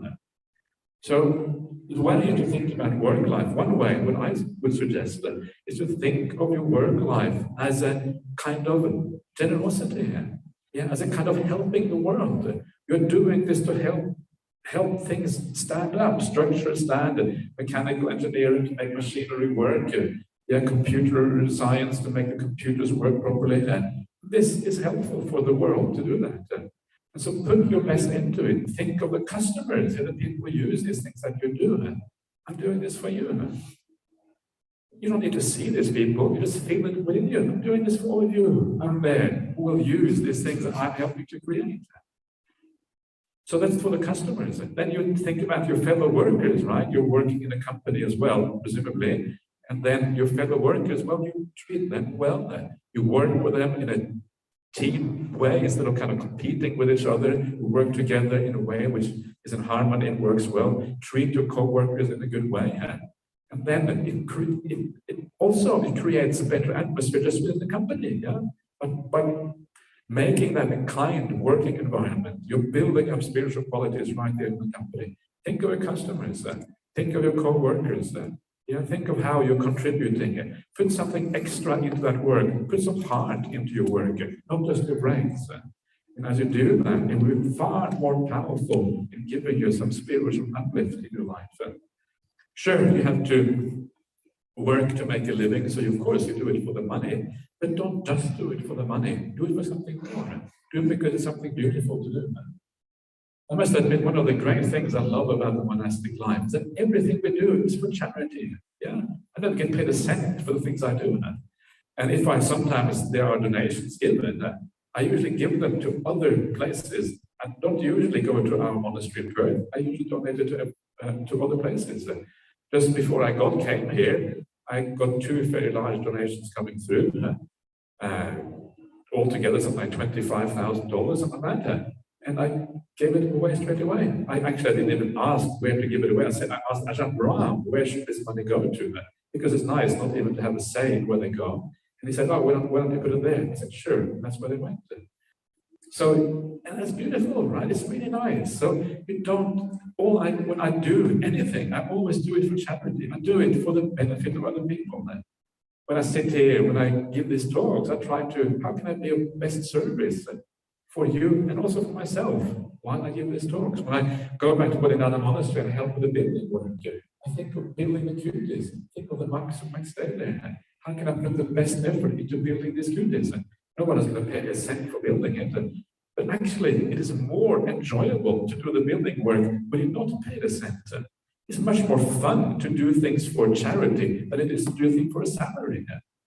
This is why one of the things that make monastic life so extraordinarily powerful, everything is for charity. Money is a nuisance. Don't have anything to do with it. I'm very fortunate because I get very well supported as well. Of course, that is, you rely on that support of lay people. But that system works incredibly well because of the Buddha. If I walk around in the world, almost wherever I go, I will be supported. That's kind of extraordinary. There's a very beautiful reciprocal relationship. The lay people in the world always support me wherever I go. And in return, I do whatever I can out of charity, out of trying to do things out of the goodness of my heart, if I can. And this is the way to think about your work as well. And as you do that, it builds up this beautiful spiritual qualities within it. Don't just do it for the money, because then you're wasting a great opportunity to live with kindness and to live with care in all aspects of your life. Family life is the same.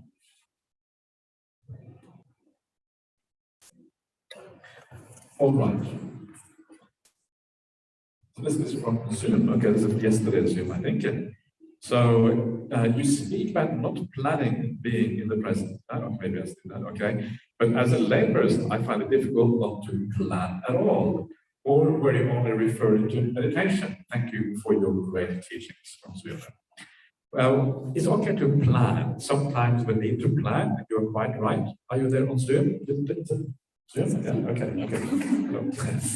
So if you are there, then this is to you, right? Okay, the answer coming now.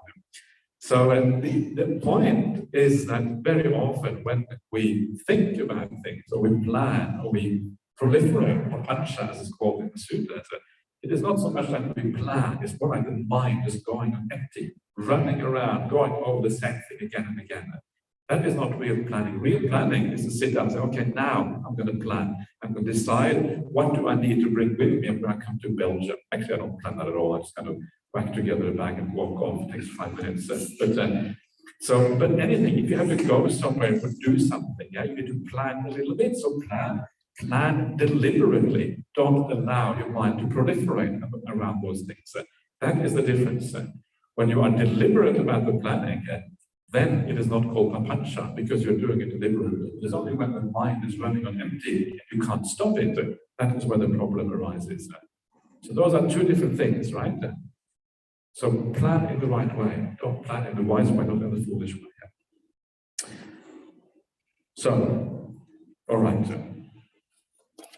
And certainly don't plan during your meditation. Absolutely not. That's a big no-no. So, okay, next one. This is also from Zoom. Bhante, can you please explain in which way the two powers relate to the sutta-nusari and the Dhamma-nusari? Thank you. In which way the two powers relate to sutta-nusari and Dhamma-nusari? These are the two lowest kind of noble people of the eight kind of noble people. These are the kind of the last ones.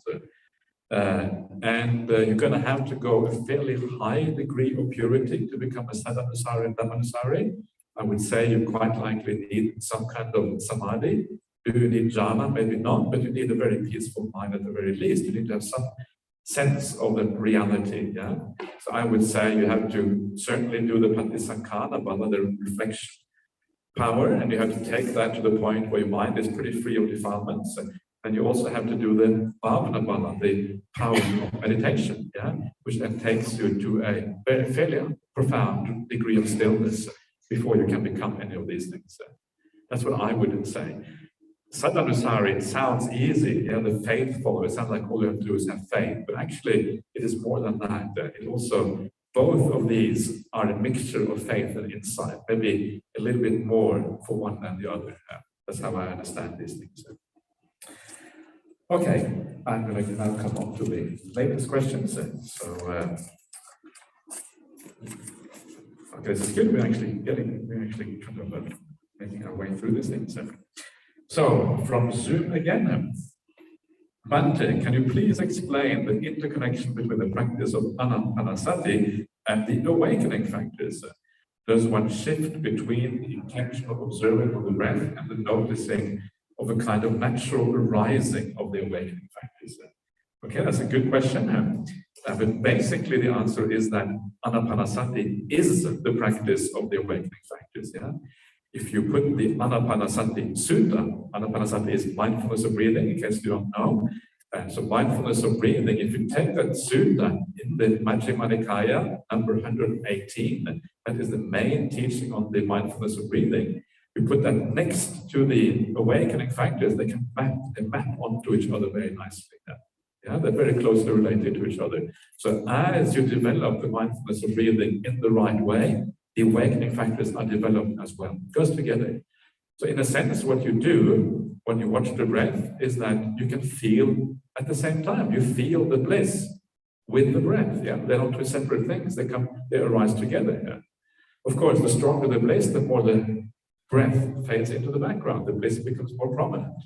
But still, the breath can be present to a surprisingly late stage in the practice.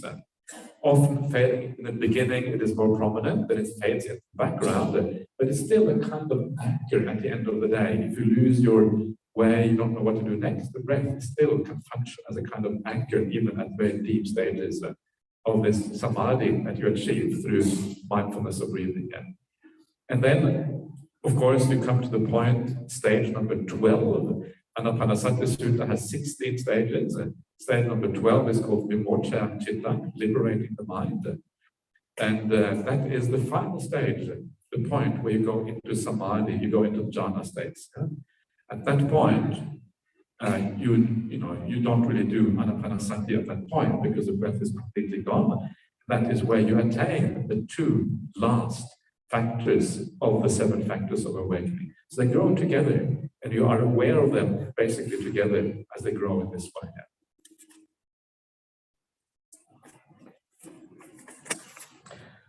Okay, dear Ajahn, I was confused about your comments towards worldly duties such as household chores and raising a family. It sounds like the samsara is blocking the way to Nirvana. Question mark, question mark, question mark. Could you please explain the Buddha's teachings on how we as laypersons gain the most profound insights through living a mundane and profane life and achieve our awakening in the ordinary affairs of everyday world? Okay, so this, I think I've already said that to some extent. So what you have to do, when you do the household chores and you raise a family, you put Dhamma qualities into those things. Yeah, when you do household chores, you are doing things that need to be done. There are people who will benefit, your family will benefit from you doing those household chores. Your guests coming to your house will benefit from those household chores. You will benefit from those household chores. Yeah, so there are people who benefit. So put some loving kindness into doing those household chores. And also give your other family members the opportunity to develop the same loving kindness, but for them also to do household chores. Yeah? So here you are. Here's your opportunity to develop loving kindness. This is a smart trick. Yeah? This is kind of a trick honed a lot in monastic circles. You want to make some good merit? Okay, so here is the what can you say? It's true. It's true, right? So you can't really deny it. It's a very smart way of getting people to work, but don't overuse it. So that's what you do, right? So it's the same thing with raising your family. Look after your children. Raise them in a good way with lots of loving kindness and compassion. Understand that you cannot control your children. The children are not your children anyway. The children are people coming through you and through your family and to go on their own path. They come into your life and then they disappear at the other end forever after. It's a very useful way to think about your children.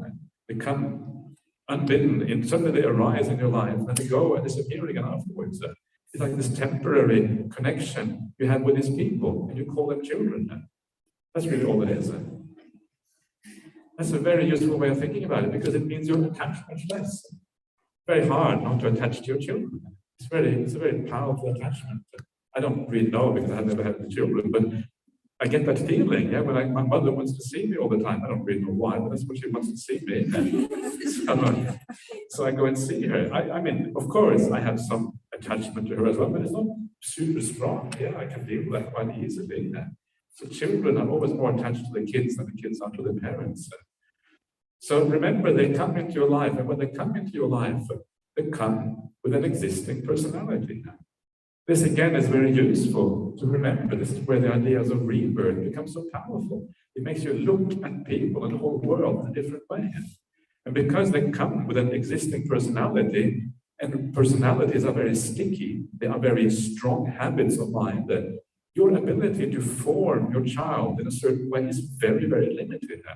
You may get a dum-dum being born into your family, and you're not going to get them to get straight A's in school. There's no way. Yeah, they're going to get, I don't know if people, they don't seem to fail people anymore, but they get B's. Yeah, B's is kind of considered failure these days.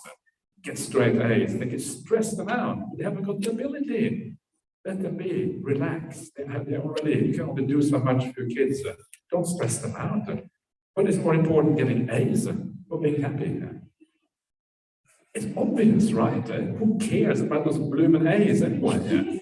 I just leave those, it's kind of irrelevant, especially if you become a monk. What a waste of time. And, someone like, anyway, lots of really brilliant people have become monks. And they said, why did I waste my time studying so hard at school? It was kind of, actually, I don't think it's a wasted time because it kind of, I guess you feel a sense of accomplishment or maybe happy with yourself. I don't think it's a bad thing, but it's not very useful either. So be kind to your kids, allow them to be themselves. Don't try to shape them don't make them an extension of your own ego.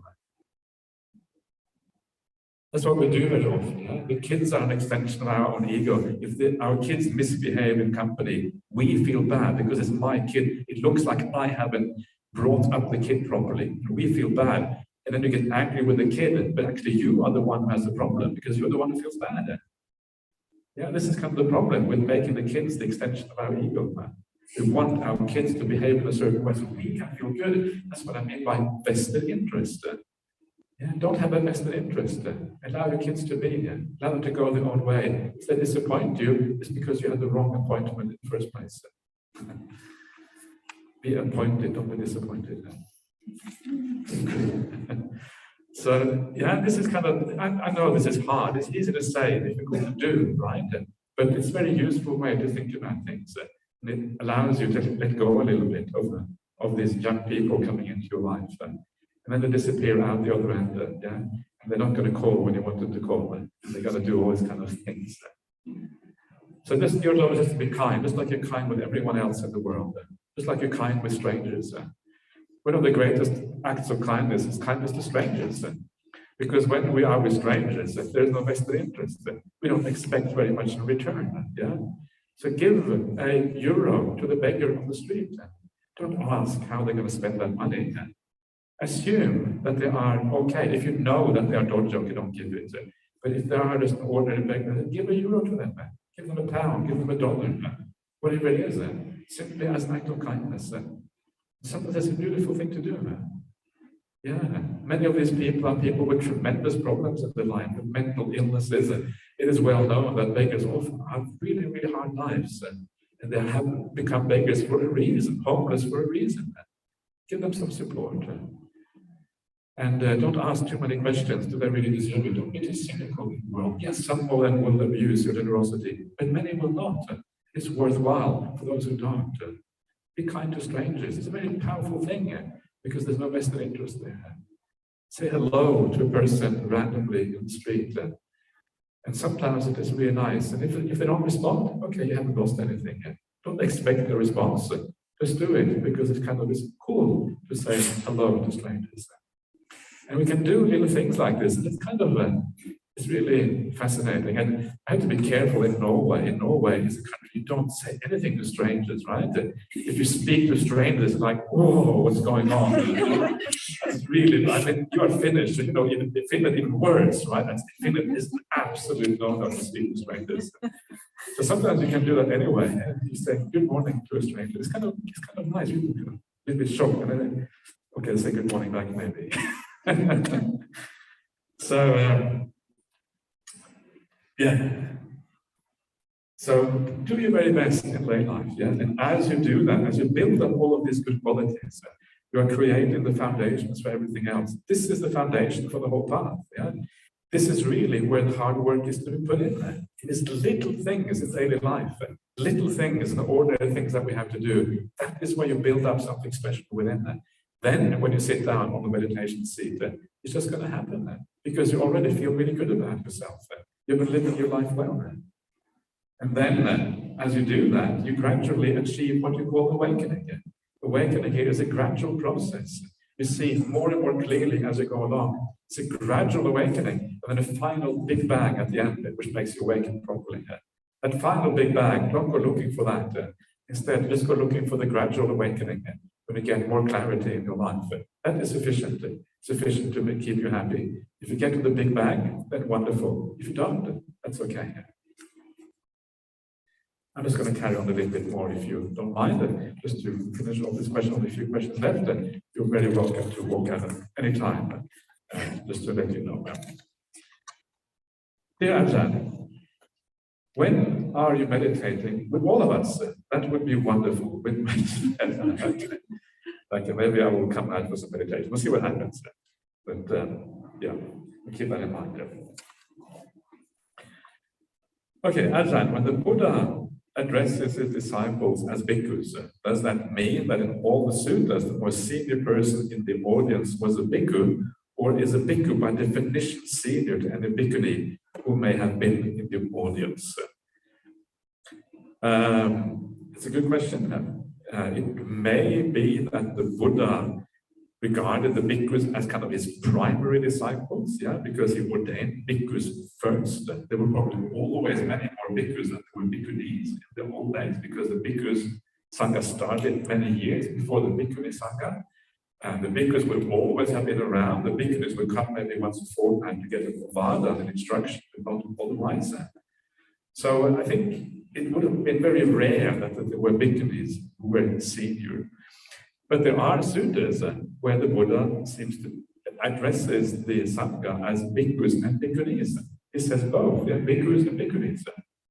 And there are some examples, and especially in other schools of Buddhism, it is more common than in the Theravada school.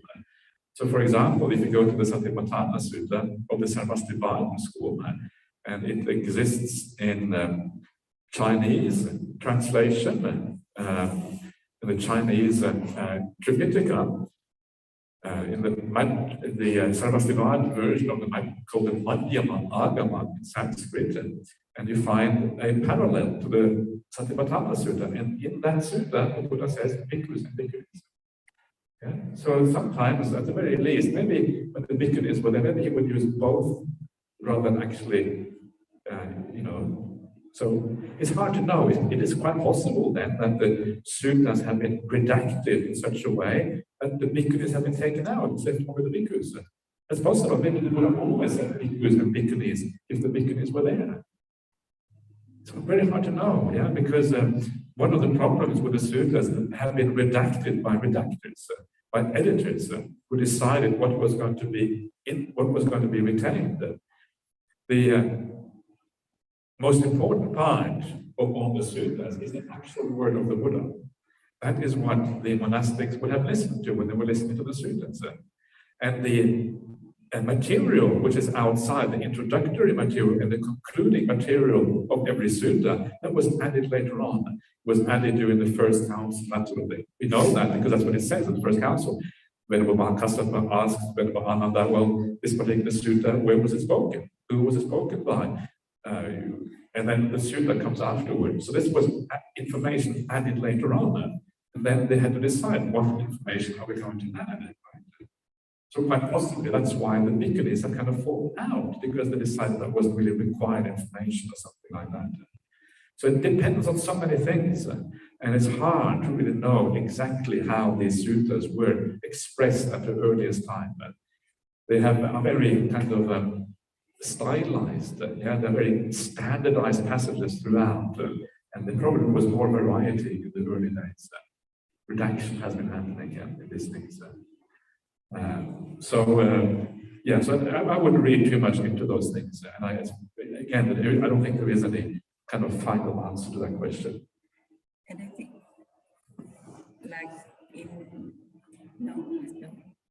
in Thailand, there's never a story about bhikkhuni, because the bhikkhu was the one who recorded the history or whatever happened there.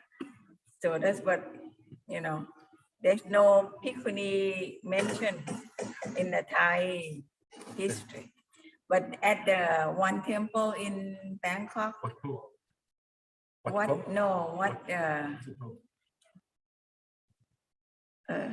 can't think. Not where the one with the murals. One has murals on the wall.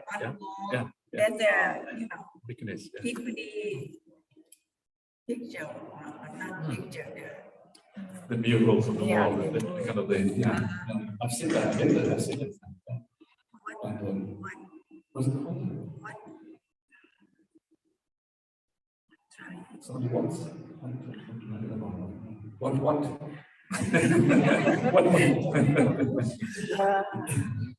I can't think right now, but Yeah, but I've actually been there. It has a big lion statue puts that in the middle, and you have the murals on the walls all the way around. And you have clearly it's bhikkhunis. You can tell it's bhikkhunis from the shape of the body. It's very, very clear.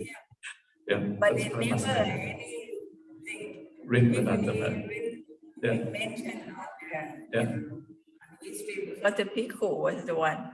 You wrote it down. They didn't care. They didn't care about the bhikkhunis. That's the truth. What kind of bad? I think so. Many of them. Well, that's really unfair, isn't it? Life is unfair. It's really, I don't know, I'm trying to rectify these things. Now is the time. So the best way for the bhikkhu is to get known about is for them to speak, No, that's why Venerable Dhammananda, Yes. they said, she said, like, actually her mother said that the woman has to write. So that's why Venerable Dhammananda, she writes books. She writes many books. She speaks as well. Huh? She also speaks a lot as well. Yeah. She writes and speaks. Yeah, she said that the woman has to write books, so in a later generation, will remember. Okay, I see. Can, and read about it. That's why she writes a lot. Since her mother, when her mother was living, because of the people.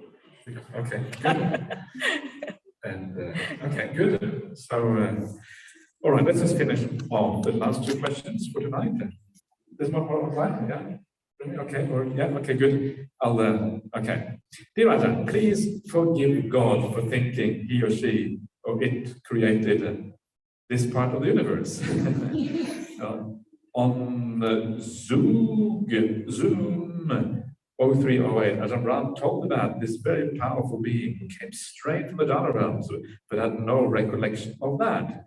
Being the only one on earth, he or she or it thought it had created the earth. Having a long life, he or she it thought he or she it lived forever. Ajahn for the Brahma in paṭicca-samuppāda. Can God get enlightened with metta?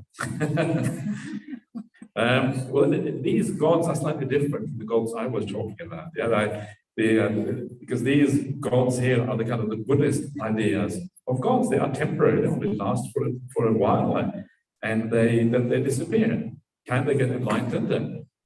It seems it is possible to get enlightened also in the Deva realms. There are Devas that seem to have awakening experience, become stream mentors, and these kind of things. Sakka, the head god, the kind of boss god of the paṭicca realm, the realm of the 33, he apparently became a stream mentor after visiting the Buddha. That is recorded in the Sakkapanha Sutta, Digha 21. Sakkapanha means the questions of Sakka. It's a really cool sutta. It's really nice. It's a kind of really strange sutta in some ways, but also really cool. And he became a stream mentor. So they can become these things. And yes, it is common for these gods to forget that they were reborn because they've been there for so long. They've been in these realms for so long that they think they last forever. And then one of the things you see in the suttas is the Buddha goes to these gods and tell them, you guys, you're impermanent. They say, what? We're impermanent? We live forever. No, you're impermanent. And then they get afraid, because suddenly they realize that they will have to die. And that's kind of scary because when you're really happy and things are going really well, then you have to be reborn in the human realm. And the human realm is really considered really bad for these kind of high gods. The human realm is kind of the pits. So really, there's a nice story. This is from the Payasi Sutta. The Payasi Sutta, Digha 23.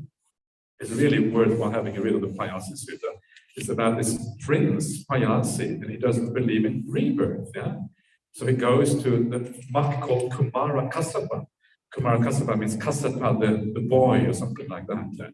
And this Kumara-kassapa is really good at making up similes, that sort of stuff. So he goes to Kumara-kassapa and he says, well, I've done all these experiments and have seen no, reason to believe in rebirth. Okay, what experiments did you do? Well, I did. I said to my, my relatives when they were getting close to death, they were lying on the deathbed. I was telling them, well, if you become a deva, come back and tell me afterwards, so I know that there is an afterlife. No one ever came back. It proves that there is no afterlife. And Kumara-kassapa, his memorable simile for this is, he says, well, it's a bit like, you take a man or a person, you take them, you dump them into a cesspit.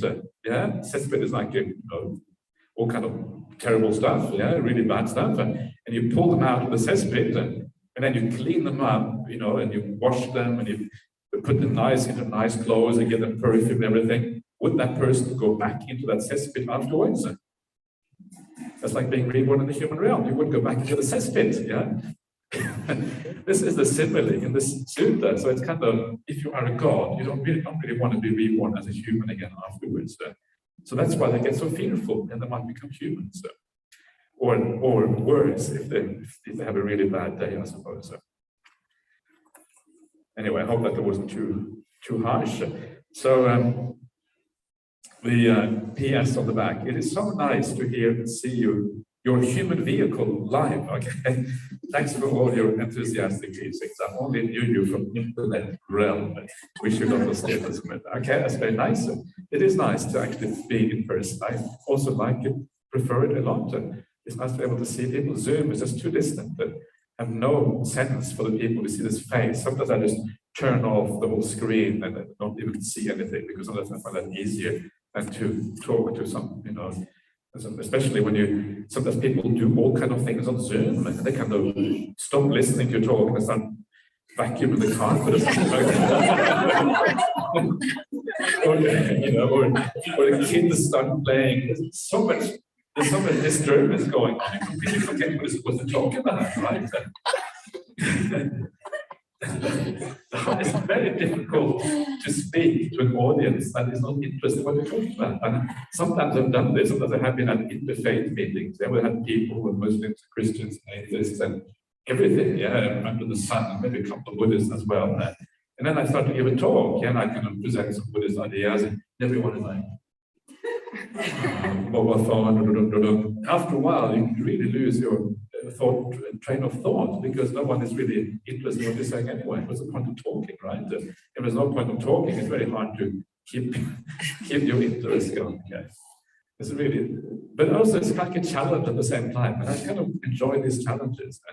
How can you make an audience listen who is actually not interested in what you want to talk about? How can you present it in a way that actually makes it interesting?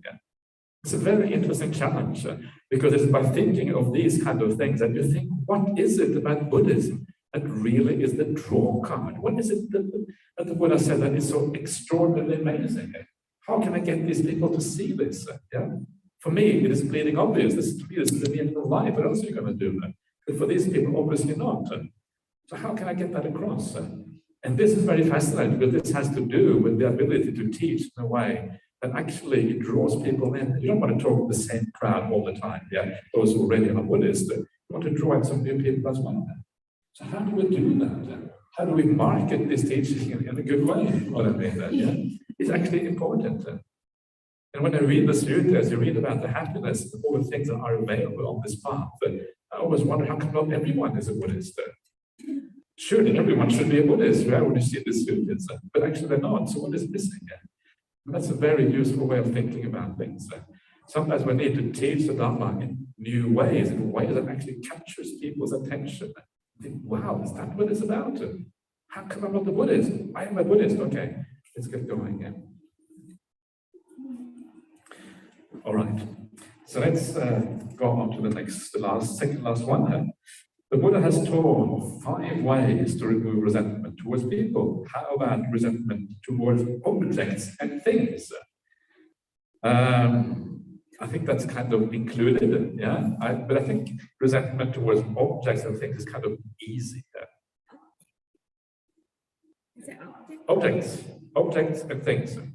Like this clock over here, you get resentment because it's going too fast. It's not supposed to be. It's supposed to be. It's 20 minutes over time already. Okay. So with things, it's not so hard to not have resentment, because things are just things. People much more difficult, and at least that's my experience. And if your experience is different, well, that's interesting, and you may have to develop maybe some other ways of thinking then. But the main thing, as I understand it, is people are the ones that cause the most problems and ill will and anger in the world. Not so much things. Usually we're able to deal with things in my experience. But if you have a different kind of something else going on here, that's in itself is interesting. So maybe you can, one day you can give a talk about how to overcome anger towards things. That will be your contribution to Buddhism in the world, maybe. But I'm going to focus on people simply because that is what the sutta which comes up is about, and because I think it's the most important thing. Okay, Anne-Marie, what is the last question? It's really long. It's very long, yeah? Yeah, but it's kind of rephrased. Should I pass the microphone to you? Okay, microphone coming.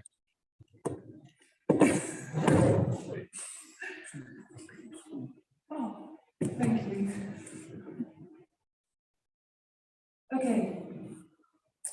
What to do when you see someone being obviously racist or deliberately supremacist or deliberately sexist? Should not something come from that? Should we go away and simply improve our own mood, make ourselves not feel uncomfortable, put this difficulty away from us, choose discomfort, work on our minds? Is our compassion for the target of this behavior just to be extinguished? Do we not have a duty to social justice to address this problem somehow?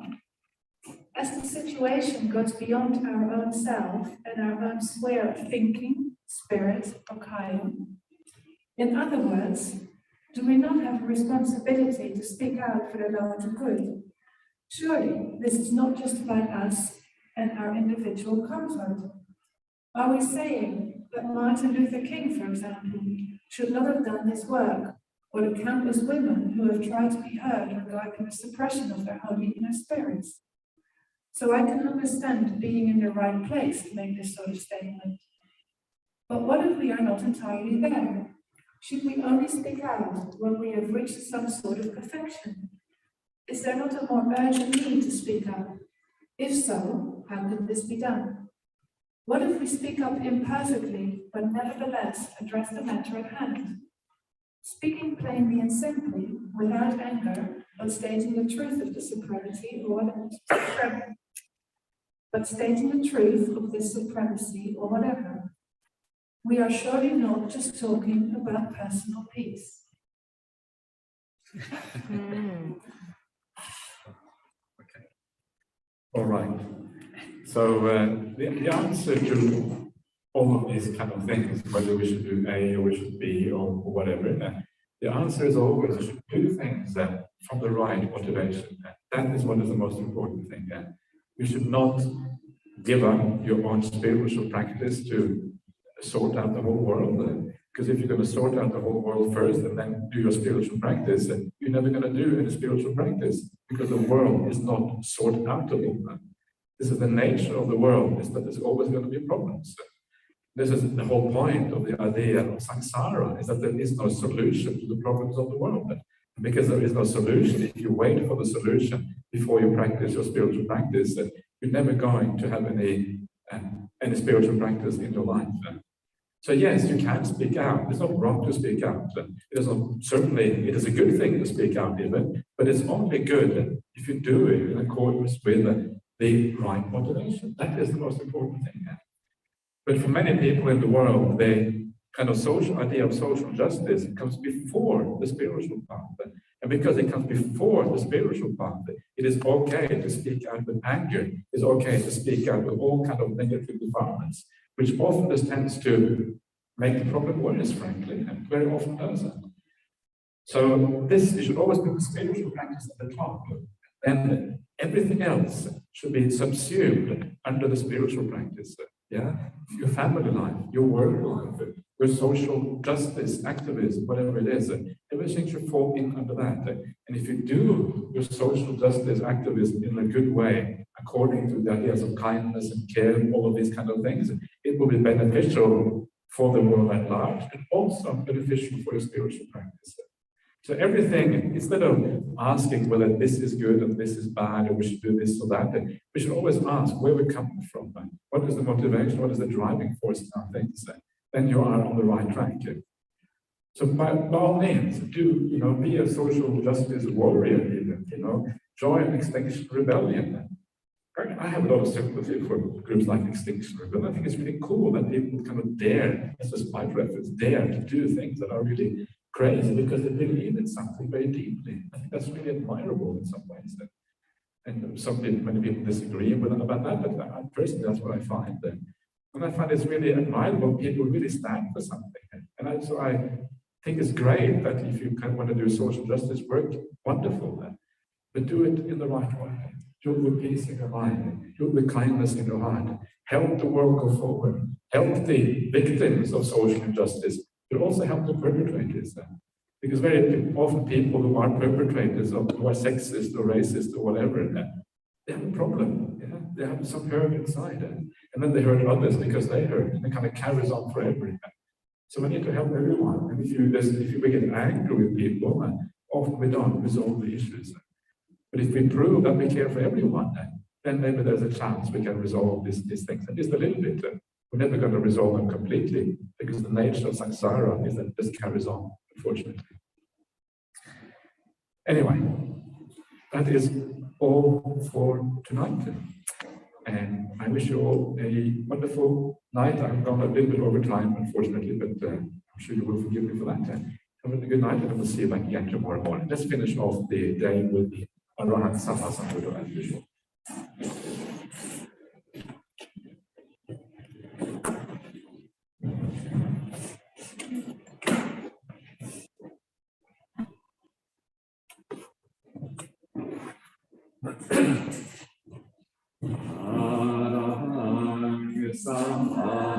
Sambuddho Bhagava Buddha Bhagavata Abhivadeni Svakatu Bhagavata Dhammo Dhamma Namasami Supatipanno Bhagavato Savaka Sangho Sangham Namami